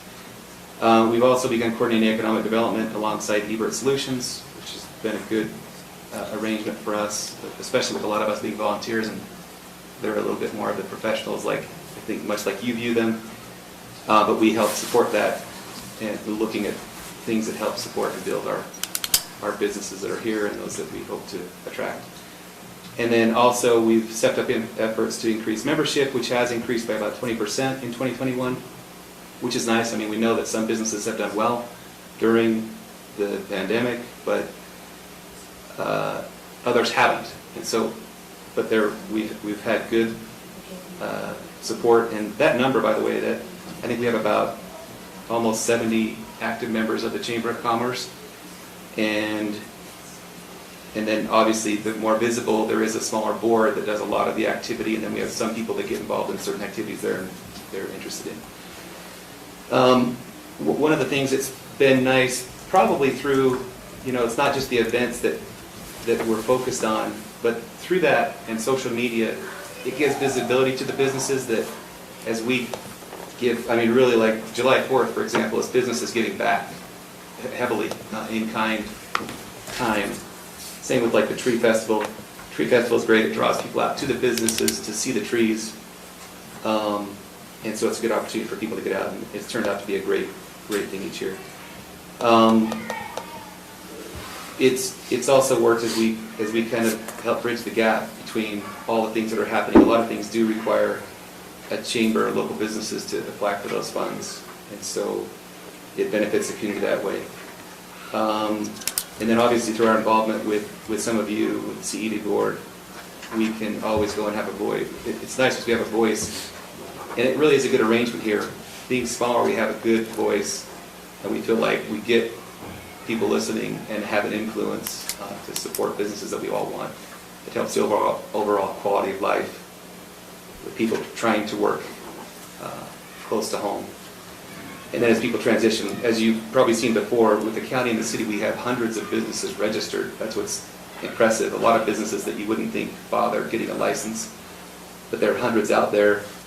And it's nice to see that we have sort of a transition where people can go. Even the Business Resource Center can be a place where somebody can get out of their home to have an office, a small office, renting just a desk, or using a conference room to meet clients or have presentations. And then we're kind of limited with space where businesses can go to have a business, and there may be a space that's vacant here or there, but to find one that will work for a specific business is really hard right now. And then there's obviously a change because of the pandemic and other things in the economy that some storefront businesses aren't necessary, but then there are some that are growing, and you can see that they've filled up little by little. We do have, through the social media and email, it's a pretty strong list now that we reach, and people know what we're offering. So we're reaching out to about 600 recipients with email, and I think on social media we have like almost 1,000 followers now, And so people know that we're the source for certain types of information, which has been slowly growing.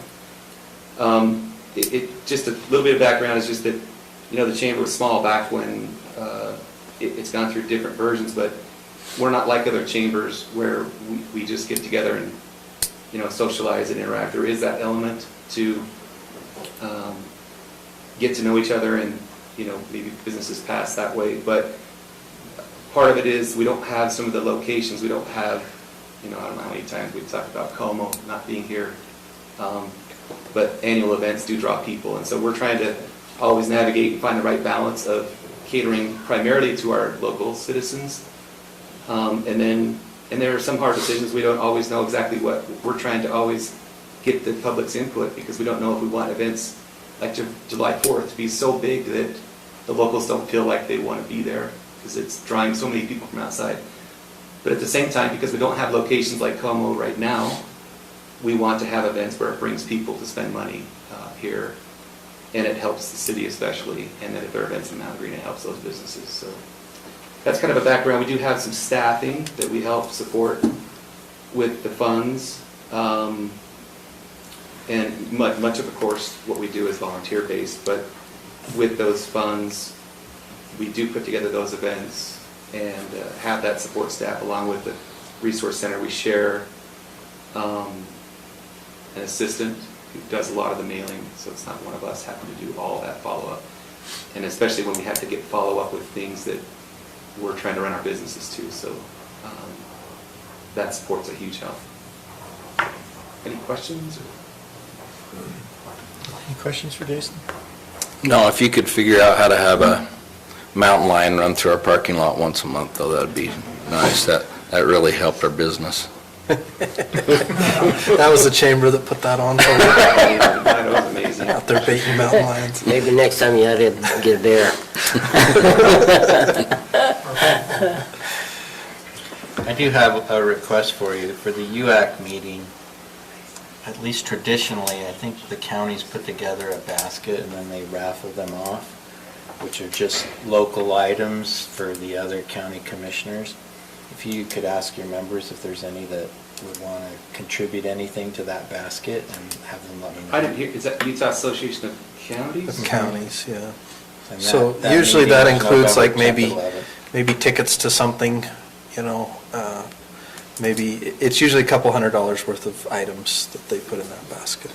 Yeah, So I can, Restaurant coupons, something that will encourage whoever wins that to come to Morgan County and use the gift certificates or whatever that are in it.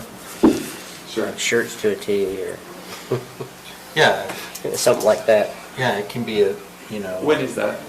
It it's is. November 10th is the first day. I'll have to set a note, because I'll forget that kind of request. But we can do that. One of the things that was interesting to be here, first I thought, gosh, we're here on the budget talk day. That couldn't be the best day. That's right. But you did a good job. I've had a lot of questions lately with people, by the way, with my work, and so that was I have a couple questions still for you and Gwen, but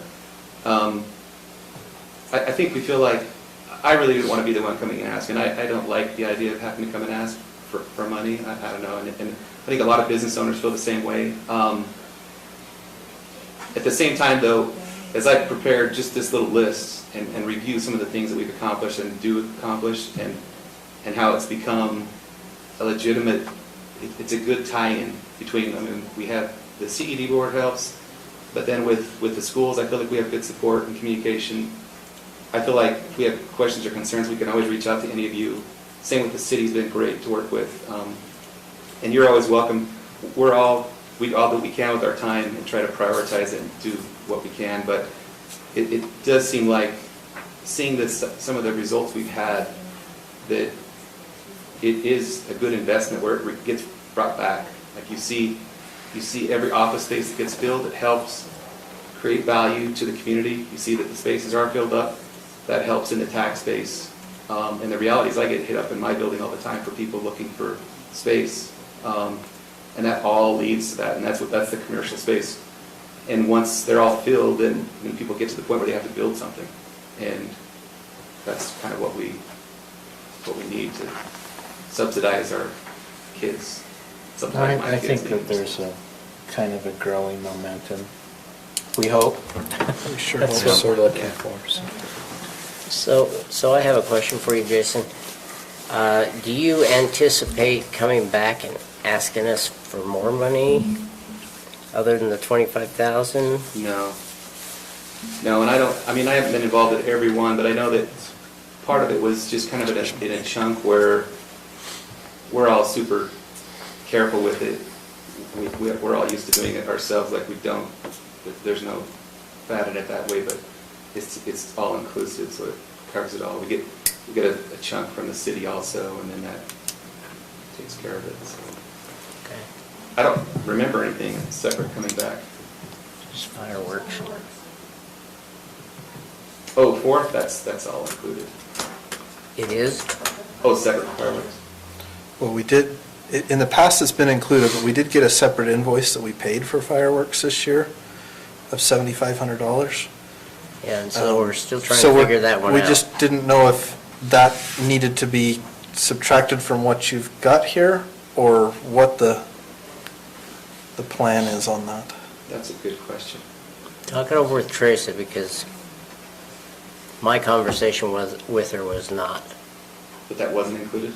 Yeah. And I thought we'd look into it and I know further. they upped it because a lot of the activities we spent time was like a lot of volunteer efforts, and we had other activities to do, and because all we had was fireworks last year, I know I'll have to confirm that. Anyway, give me a call, talk to me about it. I'd appreciate it. Okay. Okay?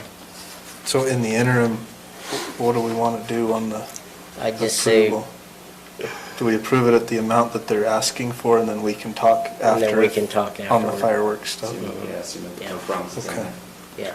So, Mr. Chair, I'd like to make a motion that we approve funding to the Morgan Area Chamber of Commerce in the amount of $25,000. That funding is to come from economic development funds. I'll second it. I'm getting a weird look from Stacy. So we had a conversation at one time that. Or are we, Previously, you've been paying it from the restaurant tourism, and that if you do it that way. you're right, then we have to have I'm sorry. I'm going to revise my motion. It'll need to be pulled from the general fund balance. The reason being is that if we pull it from economic development funds, we have to account for every dime that you spend. Oh, yeah. Because they are restricted funds. So if we do it this way, we can give it to you and you can spend it how you'd like and not Turn in every not receipt. turn in every receipt and Yeah. confirm how it relates to economic development. Not that anything you do doesn't really relate to economic development, but it certainly eases the process. Administrative portion of it. Okay, there is a motion by Commissioner Newton, seconded by Commissioner Fackrell, to approve the Morgan Area Chamber of Commerce request for support and membership of $25,000, funding to come from the general fund balance. Any questions on the motion? All in favor? Aye. Any opposed? Okay, thank you. Thank you. And thank you for your support of the community and advancing the economic development objectives. And thank you for coming and telling us what you've been doing. Yeah, we appreciate the We report. really appreciate it. Okay, Commissioners Newton and Fackrell, approval of resolution supporting a state grant application by All West Communications to install fiber in Croydon. Okay, so the commission and before that, the council has been working to provide reliable, high-speed internet service throughout the county, and we've taken a multifaceted approach. We've helped subsidize the installation of fiber in several areas of the county. We've helped subsidize wireless installations as well. This particular, so the state of Utah Governor's Office of Economic Opportunity has made $10 million in grant funding available for rural fiber installations. And All West Communications, who Jack is here as their representative, if you have any questions, we can ask him, but they've asked if we would support them in their application. They're not asking for any funding, they're just asking for a letter of support resolution saying we support their grant application to the state. This is an application for them to install fiber in Croydon. This is resolution CR 1109. Does anybody have questions for Jack? I do.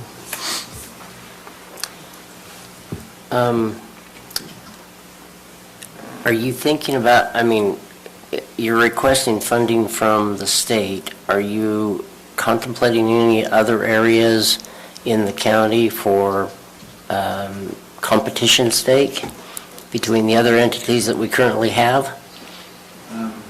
We're constantly looking at areas in the county. With this state grant, it needs to be an unserved area. That's all of our county, except Morgan City. It is defined, there's certain, definite limits. 25 meg down, 3 meg up. Below that is considered unserved. Right. If you look on the state broadband availability map,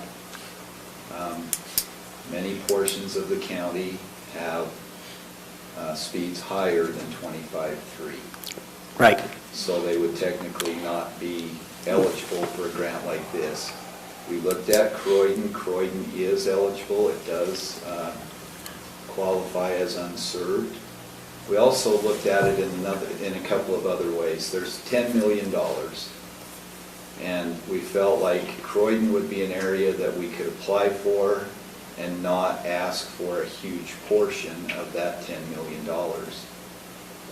thinking we would have a better chance of being awarded a grant if we weren't asking for too much. That would still allow money to be available for other parts of the state that would qualify. Another reason is we serve Wholesome now. We have fiber right at Wholesome. And so for us to build through Croydon would not be a hard build for us. So that was where we started. We are, back to your original question, yes, we are still considering various areas of the county that would make sense, would make business sense, whether it's an unserved area or an area that we could go in and compete with the other providers that are here. Okay.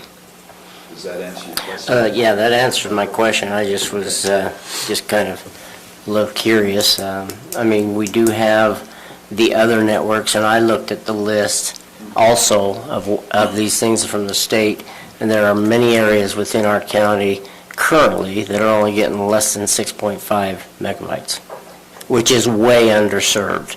And under COVID times, and the other companies aren't moving fast enough, in my opinion. So if we got enough competition out there, maybe we'd get everybody to start moving faster. I don't know. Well, and kind of back to part of your question, understanding, and I have a pretty good feel for the other unserved areas of the county, and we would have to jump over something to get to them, where Croydon we don't right now. Okay. And so that's another reason we're starting there. Okay. Yeah. Okay. One of the approaches that we took when it came to, and we're not talking about subsidizing here, and I really appreciate that, Jack, but one of the approaches we took to internet service in the previous council was trying to subsidize areas that we knew were not economically feasible for companies to come to. Croydon is probably not economically feasible without grant funding. And so I definitely support this, and any area of the county where there's opportunity to do this and request grant funding and get high-speed internet, I support wholeheartedly, so. Yeah. So do I, so. And with this grant, it's a 75-25, so we'll be putting up a 25% match on this project, but, we as a company are prepared to do that, and that brings it to the point that it is more economically feasible, so, yeah. Okay. All right. Appreciate it. We appreciate your time and appreciate your support on this, so. So the third whereas clause, I don't know, is this something you have?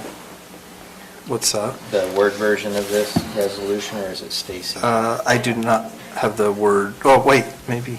No, I don't think it's a word version. I think it's a PDF. It's a small thing. Third whereas clause, 1, 2, 3, 4, 5, 6 lines down, it says grant funds instead of grant funds. I noticed that when I got into the meeting tonight too, so. Anyway. If you'd like, I can change that. And you just gotta send us a change. clean copy. And send a clean copy to Stacy. And signature lines at the bottom, you repeat the passed and adopted, and the place for the commissioner to sign and the attest. You've already got the attest and signature lines at the top, so you just, anything after the voting block. Yes. you delete it. So just delete, okay, Yep, delete everything from there now. perfect. And there's also county council versus a resolution of council Morgan somewhere. County Commission, because we're not council anymore. Oh, thank Oh, you. yeah, over the Yeah, top. the very top Very right. top. Okay. Yeah, it's commissioned down below, but it's not at the top. Right. Right, correct. Perfect. Okay, Mr. Your Chair, motion. I'd like to move that we approve resolution number CR 2021-09, a resolution of the Morgan County Commission supporting Utah Broadband Access Grant application of All West to construct fiber optic network in Morgan County to provide expanded access to high-speed broadband internet service to Morgan County residents and businesses in the Croydon area. I'll second it. Since Jared hasn't done it yet. Okay, we have a motion by Commissioner Newton, seconded by Commissioner Fackrell to approve County Resolution 2021-09 as stated. Any questions on the motion? All in favor? Aye. Any opposed? Okay. Mr. Smith, approval of a navigation easement for Angie Stokes. I'm going to ask that this is postponed to the next meeting.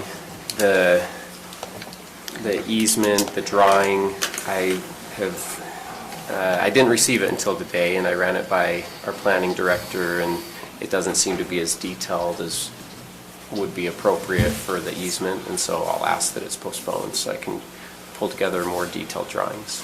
Okay. Let's move to Commissioner Anderson, approval of an agreement by and between Morgan County and the Legislative Executive Consultant. So just a quick background on this, and then Mr. Dave Stewart is here with Legislative Executive Consulting, and I've asked that he give a little bit of a background to help update us. I initially have approval on here. I think it's going to need to be discussion, and then we might look for approval at the next meeting. The reason is I think we need a good understanding of what this is for and what the process is. Commissioner Wilson and I were invited to a sit-down meeting with Senator Adams, and Dave Stewart joined also. The discussion was primarily available funds for this next legislative session for transportation projects. I-84 interchange was the discussion, and was the project that we were discussing. We mentioned estimates for the environmental impact study. We mentioned construction estimates for dollars. As we were discussing that with President Adams, I think the main thing that Commissioner Wilson and I wanted to know is what do we do as a county? What action can we take? What do we need to do to support this, for this to move forward? And so as we had those discussions, I appreciate Dave being there and helping us understand how this process goes at the Capitol. I've been there a couple times through legislative sessions, but not many more than twice. So to understand this process from Dave and how it works and what we'd be able to do from a county's perspective was extremely helpful. I don't know if you have anything to add, Commissioner Wilson, and then we can have Dave give us a little bit of background of what they do. I guess other than basically President Adams said we need help, but felt like things could get done with some help, so. Awesome. And as you're coming up, Dave, I also want to make sure we understand that this is a special year as far as, I believe, its appropriation dollars are concerned. It sounds like there's going to be a large amount of appropriation dollars. I think it was even mentioned that if it were any other year, we really wouldn't be coming to talk to Morgan County about an interchange, but this is a year where we really think we have the opportunity to be able to get some monies appropriated for a project like this. They're going to make fun of me, Dave, but I have to have a 2-hour break. But yeah. It's like, that's not a good sign. So David Stewart, pleasure to be here this evening. To back things up probably just a little bit, so the meeting the Commissioner referred to was, I do government affairs work on a contract basis for a lot of different entities. And one of those entities is Mountain Land Association of Governments. And my primary role for them is transportation funding inside of the district, largely Utah County and others like that. Last year, worked with them and secured, it was about $150 million discretionary dollars for different projects that really weren't on, we'll call them not the sexy projects, that were several $100 million to redo I-15 or to redo a major artery, or things that are really just in the queue and just work their way because they drive themselves because of traffic counts and other things. And so kind of what the role I fulfill is candidly understanding the process. This is, when you come to appropriations, especially for road and for other things, there's not a bill that goes through that you can go and testify to generally and publicly do that. It's something that's worked through mostly members of leadership, as well as other key members in both the Senate and the House, as well as with the governor's office. And a lot of that is in, and this, Commissioner Anderson brought it, this is an interesting year, as you guys, I'm sure, recognize a little bit, obviously to a much lesser degree than the state, but with already the ARPA dollars that are flowing to the state was in line to get about $1.5 billion. They've received, I think, roughly about half of that, and they're going to get the other half. There's talk at some point of another, who knows, the 1.2 trillion infrastructure, as well as another 3.5 trillion at some point, maybe. I don't think the latter is probably going to happen, but there's still hope for the bipartisan infrastructure. If that were to happen at last count, there was about 1 to 2 billion roughly of dollars that would flow to the state of Utah in that scenario under the 1.2 infrastructure federal bill. On top of that, it sounds like, as I've listened, you don't have a lot of sales tax base here, but in the state's seen a huge, as all this federal money is poured into the state, there has been a rather large increase in sales tax revenues artificially. And so the state, I think, is largely looking, normally sales tax and other revenues, the state would take those and assume those are ongoing revenue. They're going to continue, maybe not to the same degree, but certainly continue on a certain plane. They're much more, part of the reason why we're always ranked as one of the top managed states is they look at that and say, we think it's very artificial, and there's going to be a cliff at some point. And so they've been talking as they prepare leading up to this next session, is they want to, as much as possible, grab a lot of that and put it into more one-time type projects and infrastructure type projects that don't have an ongoing expense. They're not employees, they're not benefits, they're not programs or things that when that cliff falls that they suddenly have to come back and cut back on these budgets and eliminate FTEs and other things which are never popular. So taking, what the state will do is take a big chunk of that ongoing money that's technically ongoing, put it into one-time projects. If it continues, great. Next year it'll be even more one-time money to spend on the ongoing basis. So back to Commissioner Anderson. So there's been a lot of talk at the legislature they approved, this last year I worked closely, one of the other clients worked with is Brigham City. They've had a huge problem in their city where Union Pacific cuts their city in half. For those of you who know, Brigham City, right at Forest Street. And the way they stage their trains, Union Pacific leaves the train on those tracks at times for hours and just really and you have to go around one way or the other and kind of divides the city. Well, it's been a bone of contention for years and years, and in the last 2 years worked with them to find a funding mechanism as well as prioritize that project and got it funded last year for, it was in the end $30 million and they're currently doing their EIS and moving that project forward. So in talking to some members of legislative leadership about, again, looking to prioritize another chunk of transportation infrastructure money, there'll be some of those that are in the queue that they accelerate or that they prioritize and fund.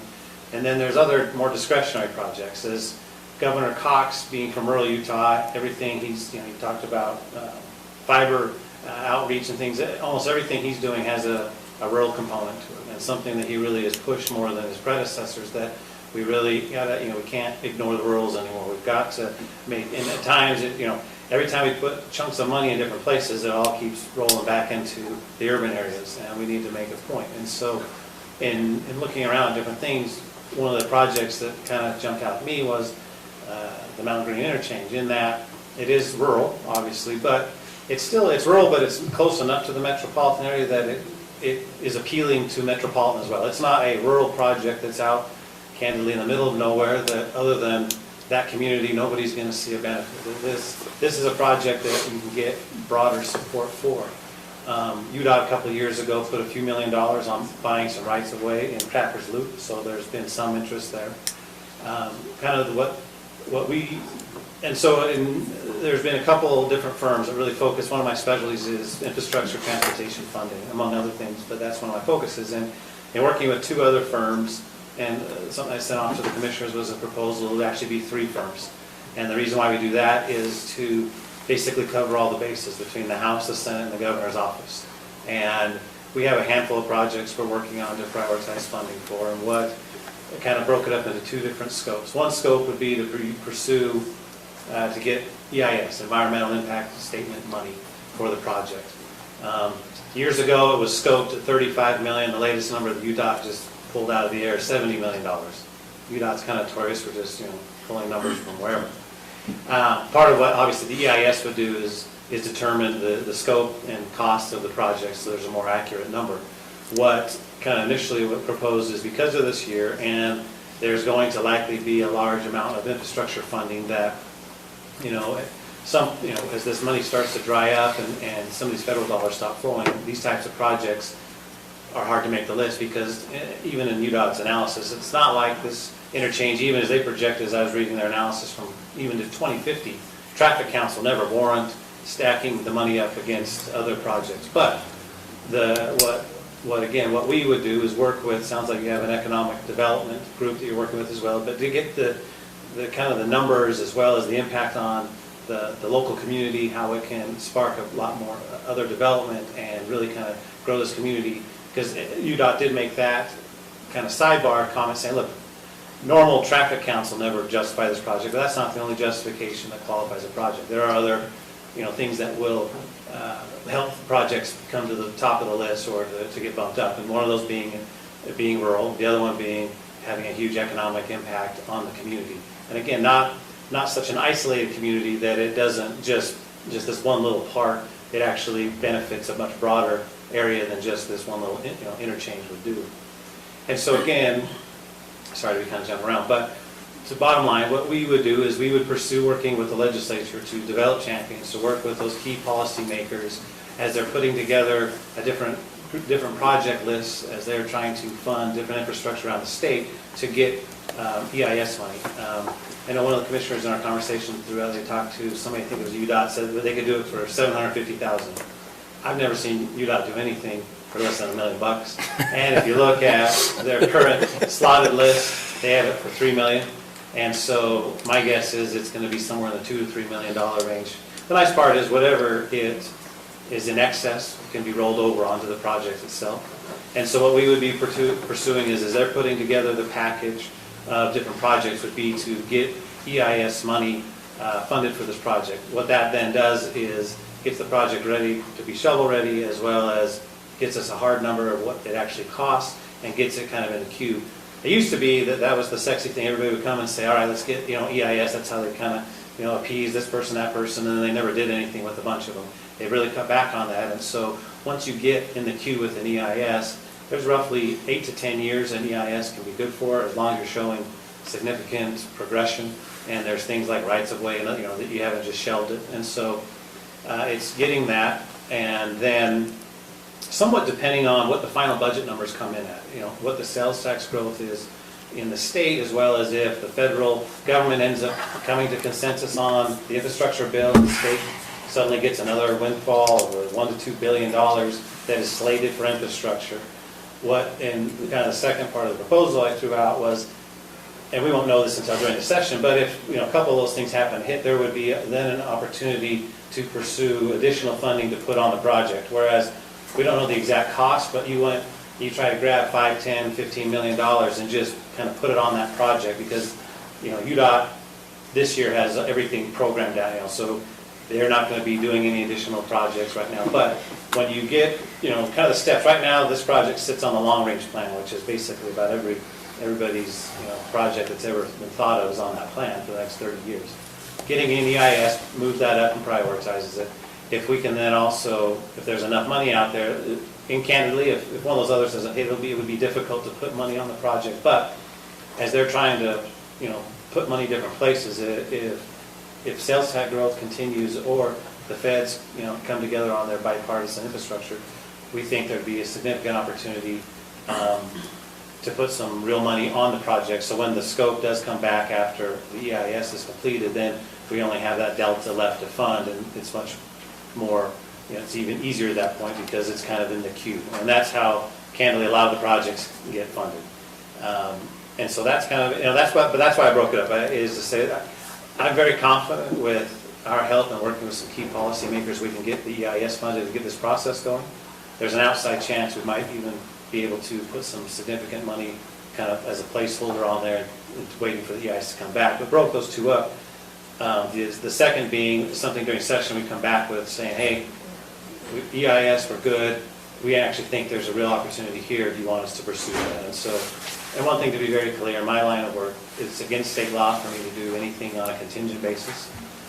Personally, I'd love to be able to do that. I would be very successful at that. But state law, just because they don't want to take out of certainly my or any of my compatriots incentive to do something that they shouldn't do because they have a big paycheck at the end. So we have to operate in a fixed fee environment, a fixed kind of retainer. And so that's why, as I proposed that way there's kind of two separate groups in the contract. So the process, the legislature, right now, and kind of Commissioner Anderson brought up, sooner rather than later, because what you've had is you had tax reform that took up a ton of time and everybody's energy. You then rolled into COVID, which everybody got drained at obviously your level, but also the state level. So this last summer, the legislature really took most of the summer off for staff and everything else and just said, you guys are burned out, you're tired. You lop on top of that, redistricting has consumed, because the numbers were so late coming from the feds, it's consumed the legislature for the last about month, 6 weeks. They will conclude about the second week of November. And so right now, till the end of the year is when everybody is finally kind of waking up and deciding, all right, what are we going to do when we get together here in about 3 months? And so those conversations are starting. And then right after Martin Luther King in January is when the session starts. For those of you who know, it's a 45-day session. It's a whirlwind. The decisions around the appropriation process are the very last week, mostly because they can't put it off any further. And so that's when they'll finally put together the budget. But that's why I met again with a couple of the commissioners and kind of walked through what the unique opportunity of this year is, and think that we could certainly, with our help, be very successful. Otherwise, candidly, it's a hard process to go around and decide. And the big thing is because it's 45 days, and the key guys that are driving it are the members of leadership that are juggling $22 billion budgets and every other policy, as well as 104 different members, and trying to kind of manage all that. And things like this, honestly, just get dropped through the cracks because it's not a huge traffic count that's pushing it. There's not a large contingency that's really loud and pushing it, and so this can get lumped aside without some help to kind of push it along. So sorry if I kind of rambled there. I don't know if you guys have questions, happy to answer. That's kind of a quick thumbnail of what. So did you guys share, so you're a lobbyist? Yes.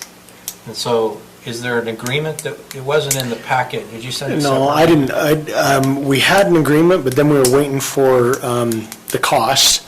And we heard back from Dave, I think it was yesterday, a little bit later in the afternoon. So it was late enough that I didn't want to hurry and throw everything together. And I said, you know what, let's at least have him come and discuss with us. And then I think I had a discussion with a couple of you about this a little bit, but I think it's a big enough effort that's going to need to take place. We really need to understand the cost, discuss it better, know where they're coming from before we have the approval on the agreement. So, and I apologize for not letting you know a little bit ahead of time. It was just everything kind of came in a little bit late as far as I'm concerned. But kids, we were on spring break, or I guess fall break. And you just flew in this morning, didn't you? So I wasn't able to get back to you today. But just to clarify a couple things, Dave. So 3 lobbyist firms will be working on this. You would contract with me just for ease, and then I would subcontract with them and I've already talked to them. There's no conflicts or anything, and they explain kind of roughly what the project would be and stuff. And so they're certainly would be interested and excited to participate, yeah, there would be 3. So the initial contract would include working hard to get appropriation dollars for the environmental impact study, which is anywhere from $2 to $3 million. As best I can research, yeah. Okay, that's kind of okay. Whatever it is, but that's currently what UDOT's saying. Okay. And then I just forwarded you guys the email that Commissioner Wilson and I received yesterday at about 3:00 p.m., so you've got that in your inbox for your pleasure to read through. But it's basically just a discussion of what Dave had discussed. He does have amounts in there. I wanted to get a good understanding first. The amount, this initial amount, he has said that the fee will be $120,000. Obviously, we want your services for as cheap as possible, just like anybody else. So I think when we see that number, it's, if you've heard with some of the budget things, and when Mike discussed, we fought over $300, that's a big pill for us to swallow. But I definitely want to understand at least, hey, what does this pay for? If we're going to get that $2 to $3 million worth of funds, grant funds, I see this as a 5% match, if you want to say that. I know I've talked to James Ebert, our Economic Development Director, also, and he has mentioned that there's a good possibility of some stakeholders that would also be interested in helping to put at least some dollars towards this because of how it would help benefit them. So Lincoln Health Partners, is that Lincoln Shirts? Yeah, he's one of the partners there. Well, And the other one is... It's all the people that know the Senate leadership. I know. Well, and when we talked, and Stuart said, you just got to have somebody that's sitting in those meetings and say, Stuart, don't forget Morgan County. Basically. Well, it's that as well as helping, it's to help, and part of the reason why is you say the 120, I mean, think about it easier, it's 40, 40, 40, if you will. It's not just, for me, and part of that is because we're sitting in meetings with Speaker Wilson, with Representative Schultz, with Senator Cullum, all these different members, and it is making it so that, because candidly, the way this type of stuff and the budget itself is largely put together is you have the Senate meets with their caucus, majority caucus, and the House meets with theirs. They get their kind of priorities. You then have the executive appropriation chairs that sit down and they hammer out kind of what everybody agrees to, the no-brainers. We're going to fund Medicaid. We're going to fund, kid growth, child pupil growth, things like that. And then there's what's left. And then that's when the members of the leadership teams get together and kind of basically, all right, here's what we're looking at, here's what we're prioritizing, okay, here's the priority for the Senate, here's the House, here's the governor, how do we put all this sausage together and come up with an actual budget that we can all be comfortable with that gets something done for the state of Utah. And something, President Adams certainly is an advocate. One of the things that I think why he suggested some help is he can't leave, because he's got so much on his plate, needs some help of educating his colleagues. So when he walks into that room, he's not saying, hey, I want to do this Morgan interchange, and everybody in the room's like, well, what? Tell us about I was going to say I went to the library, so I didn't hear your first present. But did you speak about how they have to have a consensus of how it affects and helps other areas, not just Morgan County? Yeah, and then ultimately, as they kind of bring everything together, it's kind of I talked a little bit about, is building basically a package of different projects. And it's, look, here's how we're going to help northern Utah with this, like I stated earlier, the bridge in Brigham City. That was a northern Utah project. There were different projects in southern Utah and Salt Lake County, in Vernal and different places. And so a lot of that is, and again, what we participate in is kind of finding out as we work with the different members of leadership as well as the different members of the caucus and say, all right, what is, your local constituent, what's their big thing that's not, the big $3-5 billion project everybody agrees on? What's this something that in your community that's important? And it's identifying that and then kind of going back to the members of leadership saying, hey, look, here's what all these guys care about. And, you need to go, as we kind of put together a consensus. And so a lot of that is just candidly doing the blocking and tackling so that when they walk into that room, they're, President Adams being the example, doesn't have to educate everybody on what the Mountain Green Interchange does and why it's important. They're walking in there going, okay, yeah, I've heard I've heard 100 times in the last 40 days how important this is. I get it, you know. Our goal is to make it so it's one of the no-brainers. It's everybody's been touched, everybody understands, and they recognize that this is impactful for these reasons. Because otherwise, when you just look at a number on a page, for most of them it's like, okay, it's $3 million for an EIS.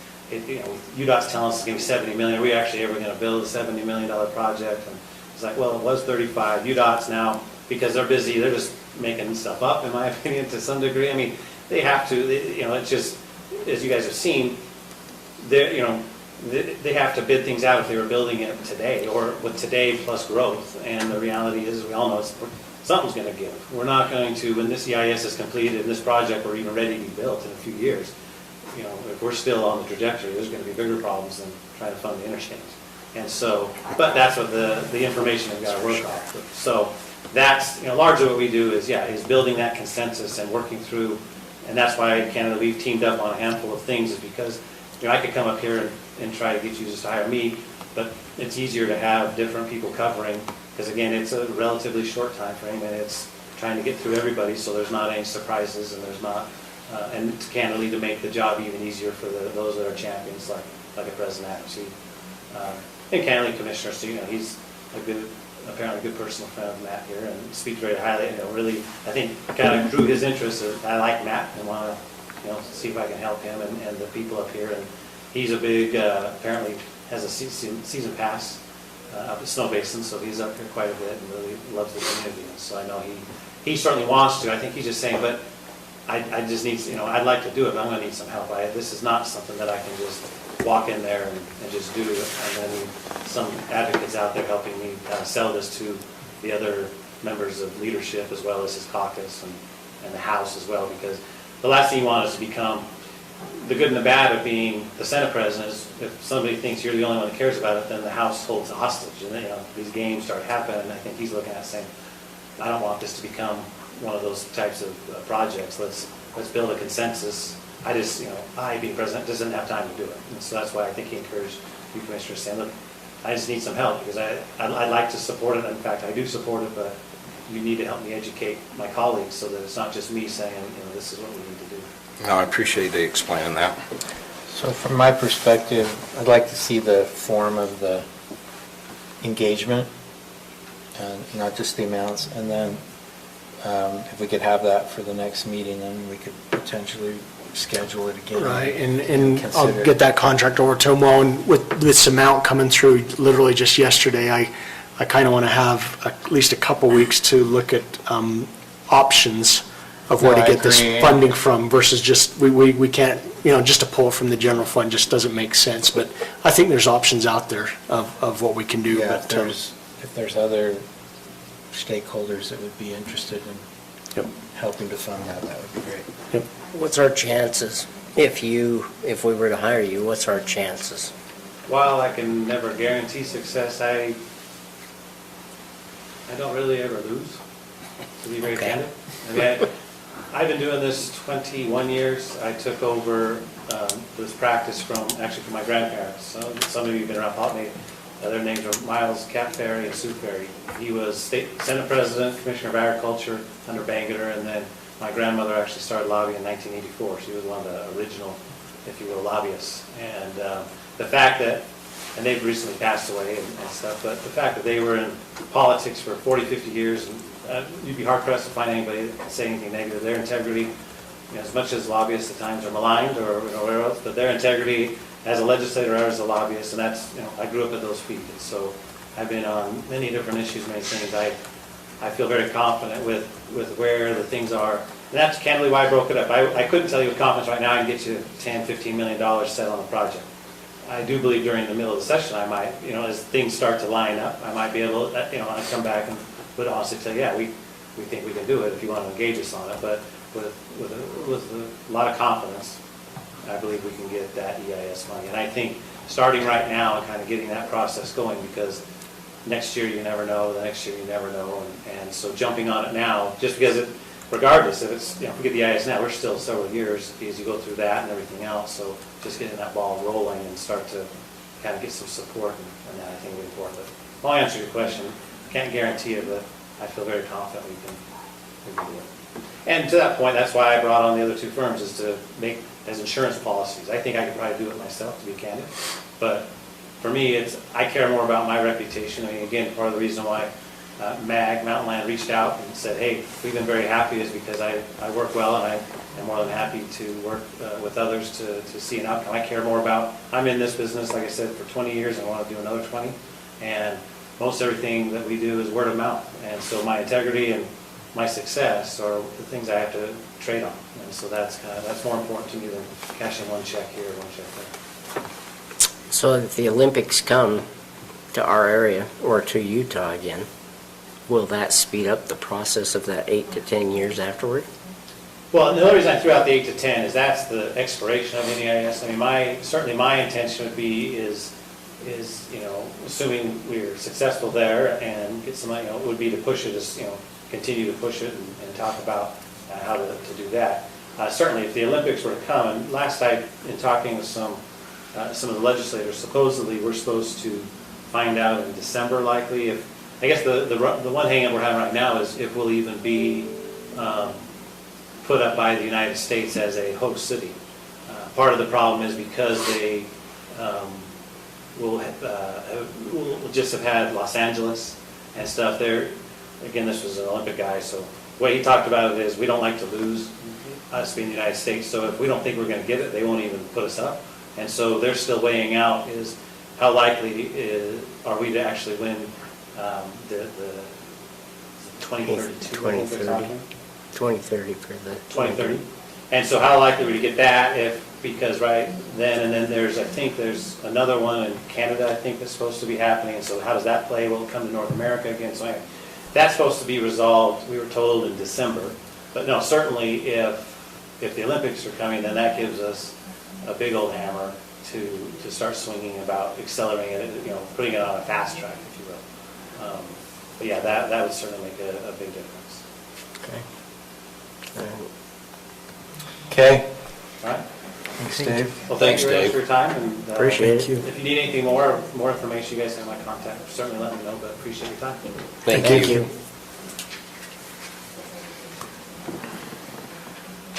Okay, we'll move on to item number 8. Commissioner Wilson discussed returning to a 5-day work week for county employees. Okay, I just wanted to discuss that. I've had lots of people discuss this with me. And then I went out to dinner with one of the county employees Saturday night and got pounded over the head with it, but word travels quickly here in the county. As the people that I've talked to and had discussed this with me, get frustrated when they come to be helped on a Friday and no one's here to help them out. I know the recorder's office has tried hard to at least help the title people, because I've had title people come to me and complain about it also. But I just think that we are a service-based thing here at the county. I think we are supposed to provide the best service we can for our county. We try and keep a tight budget, and our people try to do the best they can, but this was brought about by saving dollars. I don't think it saves us any dollars. Over a year with turning out lights on one day a week anymore. I know that was what the original intent was back in 2008 when they started it, and now I think it's just become heck, I'd like to work a 4-day week too. So I'm in the service industry. I have to work 6 days a week because my customers want to be serviced, and I just kind of feel that way about our county too, and so welcome your comments. And so one comment I have is I honestly am fine with employees continuing to work 410s if they'd like, as long as their offices remain open 5 days a week. In other words, if you have multiple people in your office and one takes off Monday and one takes off Friday, I don't have any issue with that, and I think that would be great. We could still service the public fine. Because I know that some our employees are used to that 4-day work week and they like that. But I agree wholeheartedly with you. As a service organization, being open 4 days a week, I don't think we're providing the best service that we could be. I mean, businesses don't do that for a reason, most of them. And that's one of the things I was talking to Cindy about yesterday, that my goal was to still allow each manager, which means an elected office or the department head or whatever, to manage their office and still allow their employees to get the 410s if they want. But I would like to see us open all the time. The police are open 7 days a week. The library is open 6 days a week. And I don't know what other offices in the county. I mean, I know the recorder likes to be open part of the day on Friday if she can.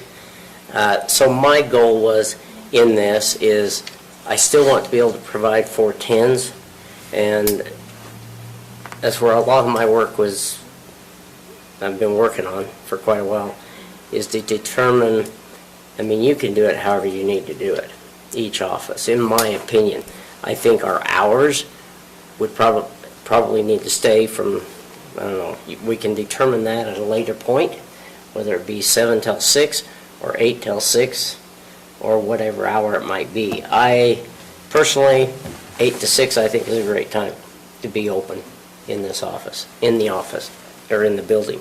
But, you know, that's all up for discussion in my opinion. And I've had multiple discussions with employees. I'm adding, I think, to all three commissioners' comments and agreeing, actually. So I would prefer that if we could have a happy medium between the two, kind of like what Commissioner Newton and Commissioner Fackrell discussed, agreeing that we're a service provider, basically. I think one of the other comments I want to make from the employee's perspective is I think the option or the flexibility, if you want to call it that, is a benefit. And where we're looking for benefits for the county employees to keep them here, I think that's a pretty big benefit.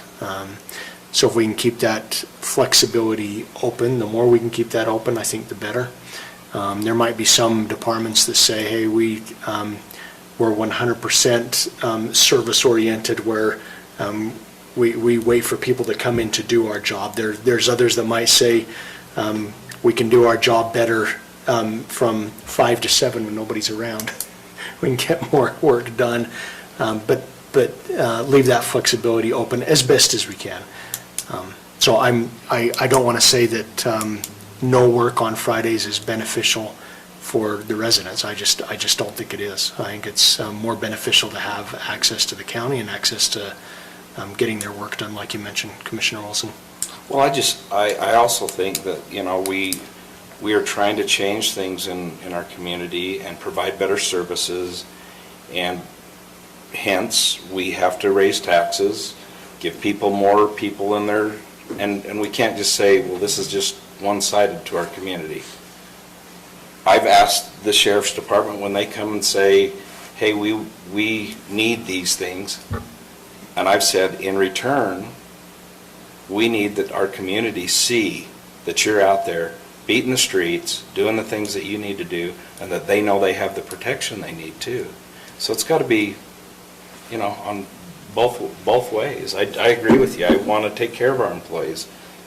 I don't want to raise taxes though and not have it. Give less benefits to our community either. So are the departments large enough to split the staffs that way? No. And I have no skin in the game anymore, so I can speak freely.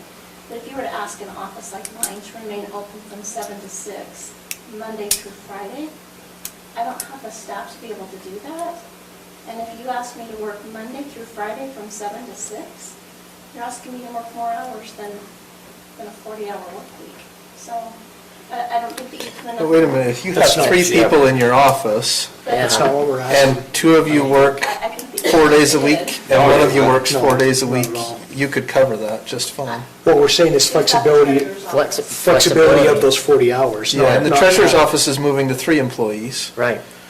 So that's the only office that I can think of that only has 2 currently, but they're moving to 3 because we're moving the DMV into that We office. got the attorney. The attorney's office, he's got part-time, so that might be a different thing. But I also want to be clear that we have employees that were hired in the last several years that were told when they were hired that we would likely return to a 5-day work week. So this shouldn't be anything new. Well, Lance knows what I'm talking about. I guess the flexibility I'm thinking of is if we can do this flexibility for 5 days, I still think we have office hours from 8 to 5. But if we have employees that say, I want to work 4 10s, Then they stay and it longer. makes sense for them to work the extra 2 hours while nobody's around or while nobody's coming in, then that's the flexibility the department heads have. I'm not switching this from 4 10s to 5 10s. I don't think anybody has said that, so I want to make sure that's clear. No, and I agree with what you're saying. Still the 40 We're not hours. asking anybody to work more than 40 hours. Correct. And that includes the elected officials. I think it was. So I've got a question for you, Stacy. Yes.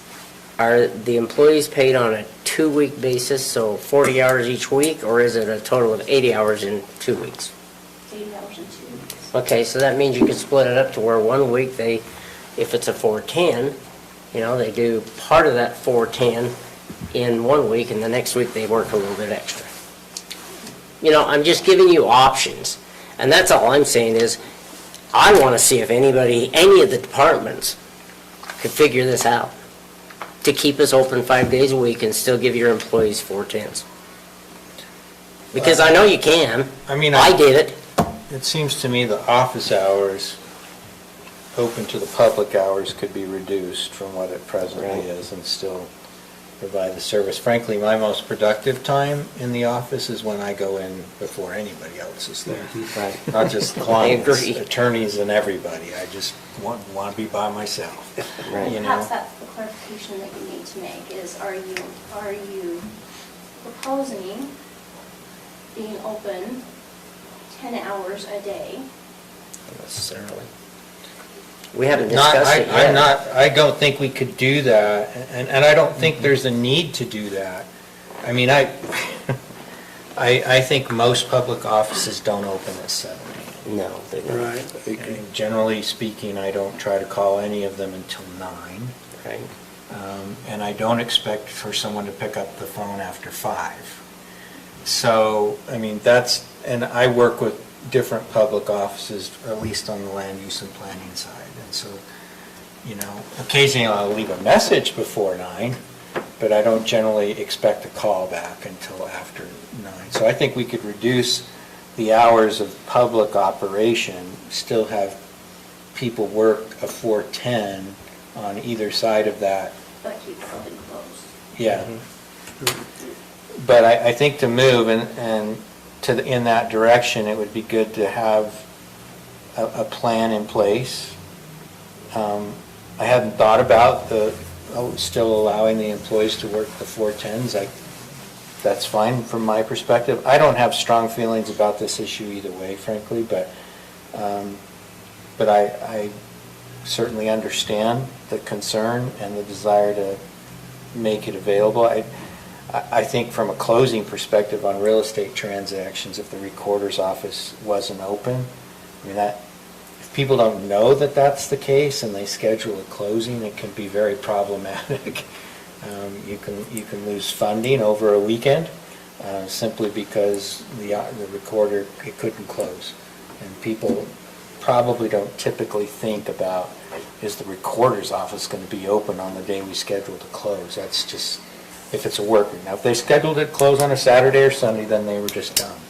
But Friday, it's hard to know. So anyway, I think if we could have the departments tell us how they would potentially staff on the 410, utilizing a reduced business hours of operation on Monday through Friday, then we could have a picture of how we could potentially do that. I think in the meantime, we should make a decision, though, to open 5 days a week at a certain point. And I'm fine pushing that off till, say, January 1. And in that couple of month period between now and then, the department heads can have time to determine how they might staff their departments if they prefer to do 410s versus, a regular 8-hour day. That's my perspective. I can agree with that. And I'm a little more, I want to see the plan and how it works before I commit to doing the Monday through Friday. But I'm only one voice. I see, the reason I say that is I think we should defer it so that we can, I want to get a plan in place so that. Well, the reason I say that is I think the ultimate goal should be that the offices are open 5 days a week. And the staffing, to me, the hours is secondary to that. Okay. And if that plan, if one department says, we're just going to work 8-hour days, 5 days a week, so be it. That's fine with me. If other departments say we want to do the 410s, that's fine too. To me, the issue is we're not open on Fridays. We're not open 5 days a week. And if we're going to resolve that, let's resolve that and say we're going to be open 5 days a week starting January 1. And let our department heads make some determinations. To me, I don't think we need a plan to be open 5 days a week is, I guess, what I'm getting at. You know what I mean? That's the gist of your comment.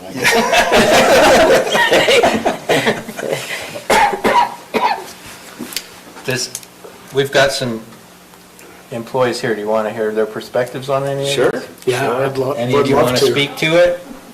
We have 1, 2, 3, we have 4 department heads here. Yeah. I'll just say, I think if we knew what the open hours were, then that would be helpful of how to staff that. So if you make a decision to say, 9 to 5 or whatever it might be. And I'm comfortable with that. That's Yeah, fine me with too. me. Okay, Lance. I think we can work either way. We do get some customers after 5 in the evening. We rarely get people before 8, but it does happen sometimes. So there is some benefit to being open those 10 hours, Monday through Thursday. Whether it outweighs the Fridays, I don't know. I don't really, I think we can be flexible. I think you need to understand, though, that with 4 people, maybe 5 in my department, 1 is doing building inspections. So now you just made, now we're doing inspections on Friday, which actually a lot of people would like. That would be a good thing. But it's fewer hours every day, and so it changes things. And so that's one person that's not going to be in the office. So we've got 3 and hopefully 4 people to manage. We will not have a lot of flexibility. When there's 1 or 2 people in our office, we're answering phones and dealing with people.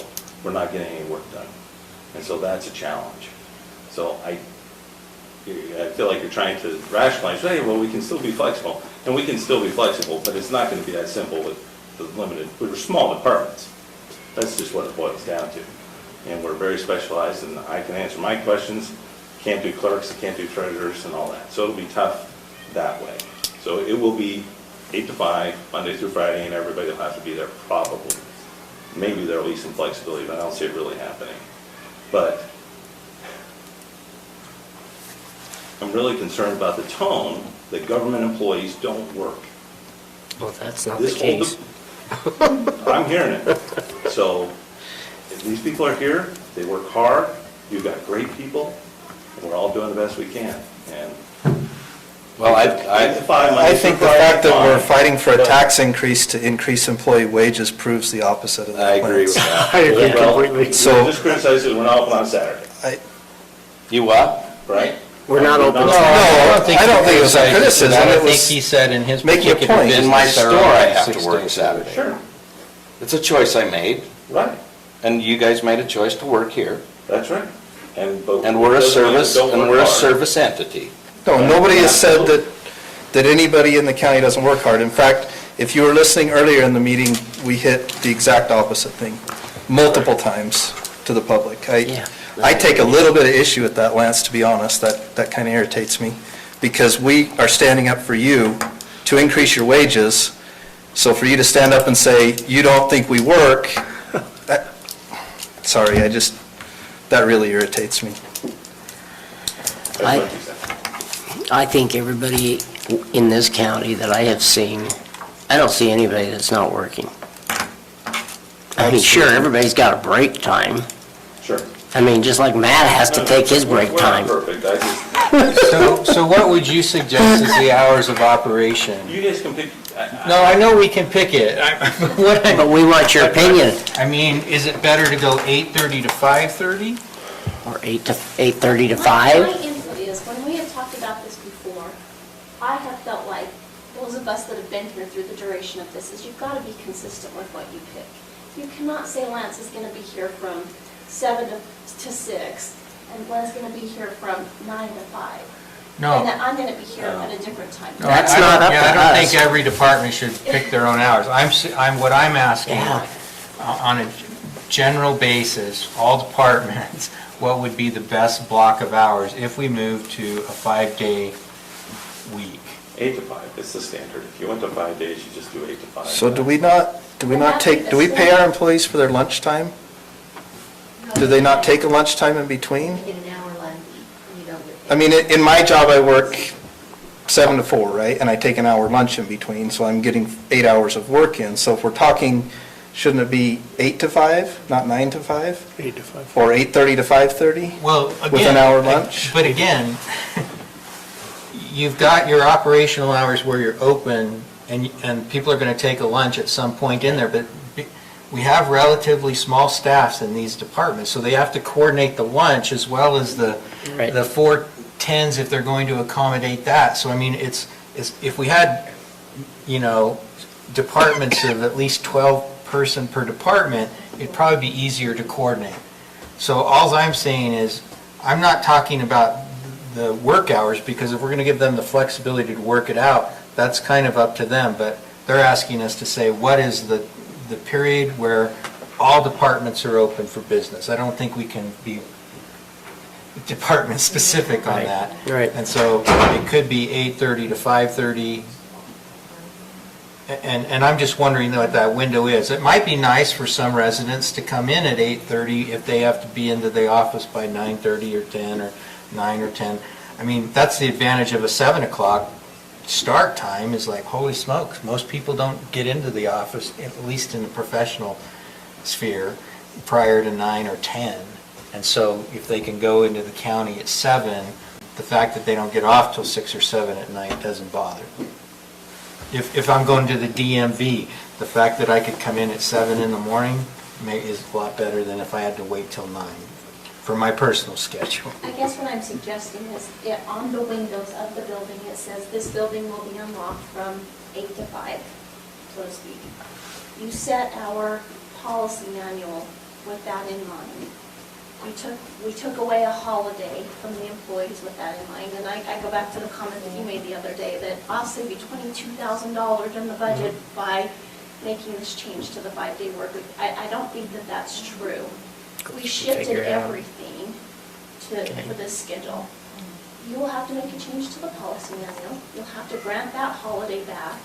That'd be fine. Which is fine with me too.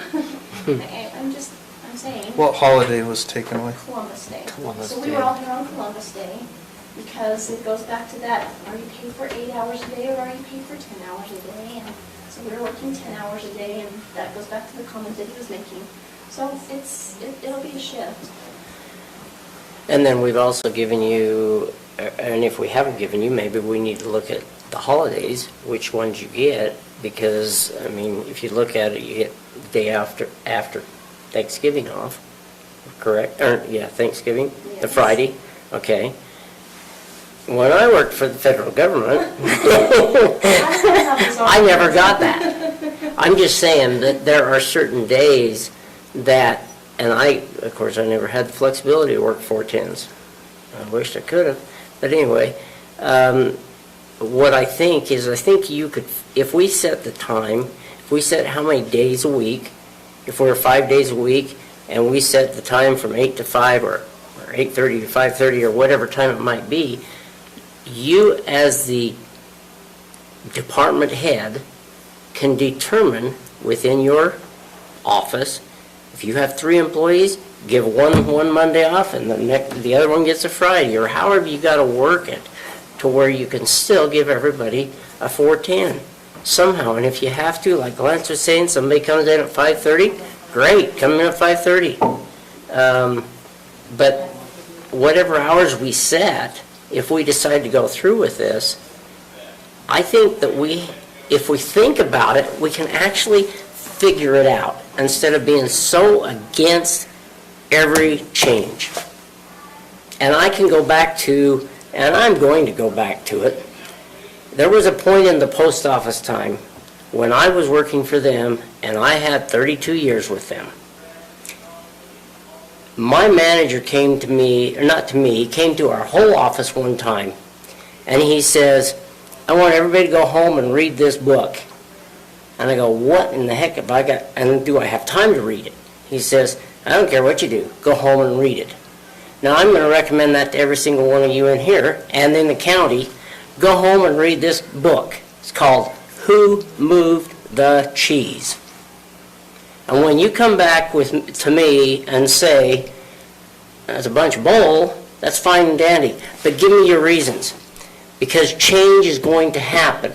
We need to be able to accept change one way or another, just like we have to accept a change. And I'm the hardest one at this as far as allowing us to have a property tax increase. I don't want to have a property tax increase. I've been fighting for it. I can go through it. I've gone through, as Stacy knows, I've gone through every single part of the budget. I've found a few places, but not that much. So, if we're looking at this, who moved the cheese? Go home and read it. But I still think we need to look at changing this to a 5-day work week, or not work week, open hours. Cindy, you wanted to share, didn't you? Go ahead. Go ahead. I'm like, I'm just here listening to the conversation. And, you know, Well, yeah, but you're a employee perspective, Yeah. not a department head. leaving the driver's license division, I gave up Columbus Day for Fridays to take my mom to doctor appointments. And that's what my Fridays are for. So it's gonna put a bind in my schedule, get her to doctors, so, but what do you do? I mean, Stacy tells me to come to work, I'll come to work, so it's just, now I'll just have to take a sick leave, vacation day to take her to a doctor. I think that's where the flexibility comes in. I know when I had my department, I had more than 3 employees. I think I had 4, actually. But there was one of us, which was me, that I actually preferred the 8 to 5. I didn't like staying late. I had many things I could do at home at 5:30, so I wanted to be home. But it was flexible enough, and the commissioners at the time, a county I worked at, allowed me to. We had 2 employees that worked actually 4 9s and a 4. And so on that Friday, they worked the 4 hours, and it gave them the flexibility to do what they had planned Friday afternoon. And we had 1 employee that actually worked 4 10s, and as long as we had that covered from the 8 to 5, we were able to make it work, and it wasn't easy. I appreciated the flexibility, but every single week, we'd sit down and say, okay, want to make sure it's covered, who's working what hours, I just want to make sure that we're good, and every week we did that, actually. But I appreciated at least the flexibility versus, and I think that's what we're trying to do, is we're saying, hey, we need to help, we need to be, we're service-oriented, but we're trying to, I guess, meet halfway versus just saying everybody 8 to 5. You know, and on the complaining, I get service, I've done it my whole life, but I'm on the other end of, man, I'm glad you guys are open from 7 to 6, because I don't have to take half a day off of work. So we get a lot of that, and you guys get a lot of that. Why aren't you open? So is the consensus to move to 5 days, 8 to 5, allowing the department heads flexibility to work with the schedules for themselves and the staff within those departments to determine schedules that will work? And I mean, if that's the consensus to try to move that direction, or to in fact move that direction on January 1st, it gives people the time to try to work through those schedules. Is that what we're saying? if we need a motion to do that, or to just say that's the direction we want to look and we want the department heads to consider it. That's my opinion. I would agree My with opinion, that. too. Now, I'll give our department heads the time to think about it, but in my mind, if you have at least 3 people in your office, yes, you can cover your lunches and you could work 4 10s if you wanted to. And to the comment of, well, if there's somebody in the office, it's hard to work. Well, if you have people that are working 4 10s, you're going to have a couple hours every day where there's not somebody in your office. You can actually do your work without somebody standing there in front of you. I think there's benefit in that. Now, I understand it's a potential lifestyle change for some employees if they feel like they can't work those 4 10s still. I get that. But I think our department heads are smart enough to figure out, if they have at least 3 employees, I guarantee they can find a way to make that coverage work, even if it's getting creative. And again, I want to reiterate, I support our employees 100%. All of us do. We're all fighting for pay increases, substantial pay increases for some of our employees. So nobody is here trying to say we don't appreciate the employees. What we're trying to say is, look, we're providing a service to our community, and right now, we're not providing the best service. I've been on the end of coming in and getting services as a citizen, and I was disappointed with the building not being open on Fridays because there were many times when I needed something and couldn't get it done, and 3 days of the week, I had to wait. That's a problem, and we're trying to resolve that. I know it's tough, and I know that it's not a comfortable thing, but I think that's the direction we need to go. So I've spoken my piece, I'll shut up now. What was the input you got from your dinner date? Why the crap are you doing this to me? And what's going to happen to that person? What's going to happen to him? I guess it depends on his department head.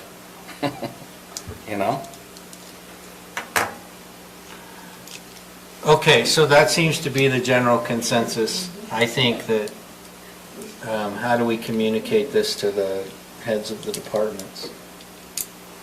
And I guess that's what I would like to hear from, is the heads of all the departments, and get an email out to them, something where they can all respond and say, hey, this is why there's absolutely no way I can work 8 5s.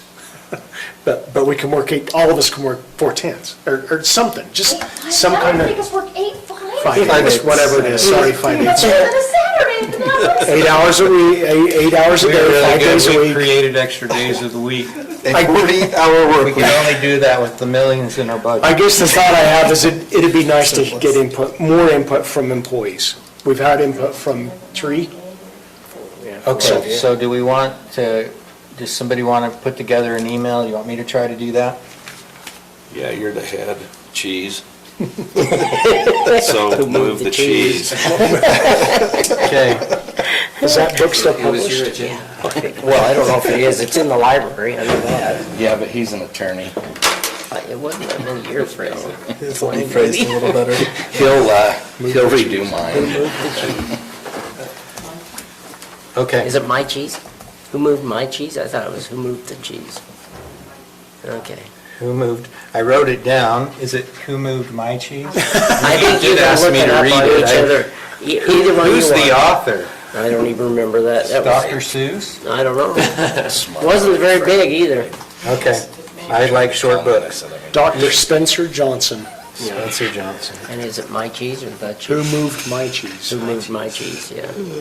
My cheese. Okay. The sequel, Who Ate My Sandwich?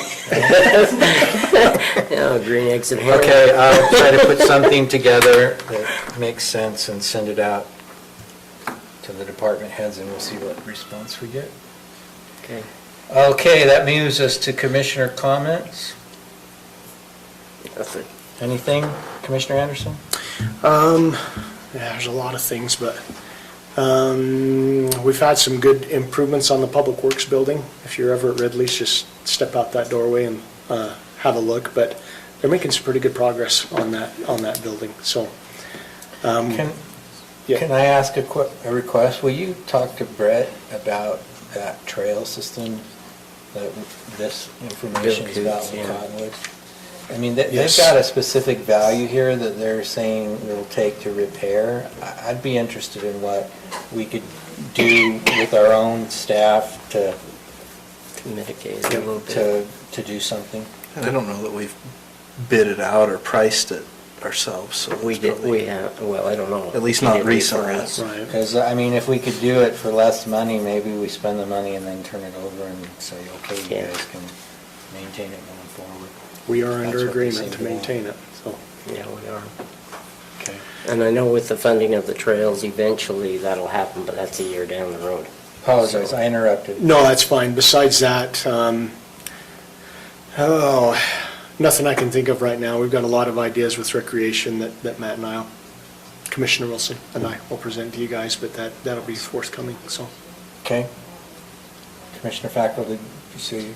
I'm just saying that we won't have anything for the trails until about next year as far as any kind of funding after they get the plan done. It'll be a while. Okay. Go ahead. I have one item I'd like to ask the Planning Commission and Planning Department to work towards. I had a constituent that came to me with this issue. Our current code for, our subdivision code has it's subdivision, right? Sorry, zoning code has lot width requirements. It's not just the 200 feet of frontage on an R1, for example. It's 200 feet at both the front and rear setbacks of the lot. And the problem comes, that works great if you have a square lot, right? But the problem is we have parcels in the county that are odd-shaped due to topography, right? The parcel I'm thinking of right now happens to be more triangular shaped, and there's a county road on one side and a ditch that's been there for 100 years on the other side. So we can't very well move it, and the property goes from the ditch to the road. It doesn't lend itself well to a subdivision. The homeowners found a very creative way to make it work, but we need to look into that code and see about a potential change. In speaking with Lance, his thought was we could potentially look at removing the width requirement at the setback lines from acreages, or parcels, lots, sorry, larger than 1 acre. We would still have the frontage requirement, so you'd still have your 200 feet of frontage, but if your lot happens to be a little bit of an odd shape, you wouldn't be penalized for that, and it wouldn't be a difficult thing. So with the commission's blessing, I'd like to ask Lance and the Planning Commission to look into that and see what that might entail. And that's all I had. Okay. Any concerns with asking the staff to look at that? Not for me. Okay. Put that on the list, if you would, Mr. Evans. He's like, take a number. There's a whole lot of things to go on your list. You've got a big list, PRUDs. He wanted us to redo the whole zoning ordinance. He recognizes that there are current problems. Hey, I want to redo it too. Yeah. Commissioner Wilson, did you have anything? The Achieve is supposed to be out Wednesday. They were wondering if they could extend to Saturday, and This is at the fairgrounds then? yeah, We don't have any reservations between now and Saturday, do we? I can ask Zach, and he's not I here. don't have a concern unless there's I don't have a concern unless The there's. vision and then the bike race, I think those were the only two conflicts, or that I even knew of. At the end of the year, but So the motorcycle Check that. races were put off a week because of So weather. that's this Saturday, right? And I wonder, Oh, this Friday and Saturday. I wonder if the amount of rain that we got, this might have made it even worse. We'll see if it works. Yeah, it's, The weather's supposed to be good this weekend, but you're right, if the mud is too deep. we got another 1/4 inch yesterday. And we can't complain. But I don't have any concerns with them extending as long as there's no reservations for the facility. Yeah, I agree. I'll reach out to Zach tomorrow. And then I guess just for me, so along the same lines in terms of zoning text amendments, we had the request with respect to that parcel that was under the landing and takeoff zones of the airport, there was a limitation in the code with respect to modifying zoning, whether it's applied on a lot basis or for an entire area. I've got some suggestions to give us a little more flexibility in that area if there's a desire to have that flexibility. In terms of I'm good with zoning. that. So I'll try to make the notes a little more legible for you, Lance, and send it to you. Can we go into an executive session Do we need to? to discuss litigation and competency of employee? Make the motion.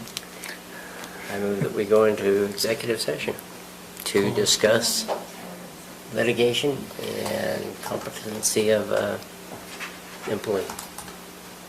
None of you guys. Is there a second? I'll second it.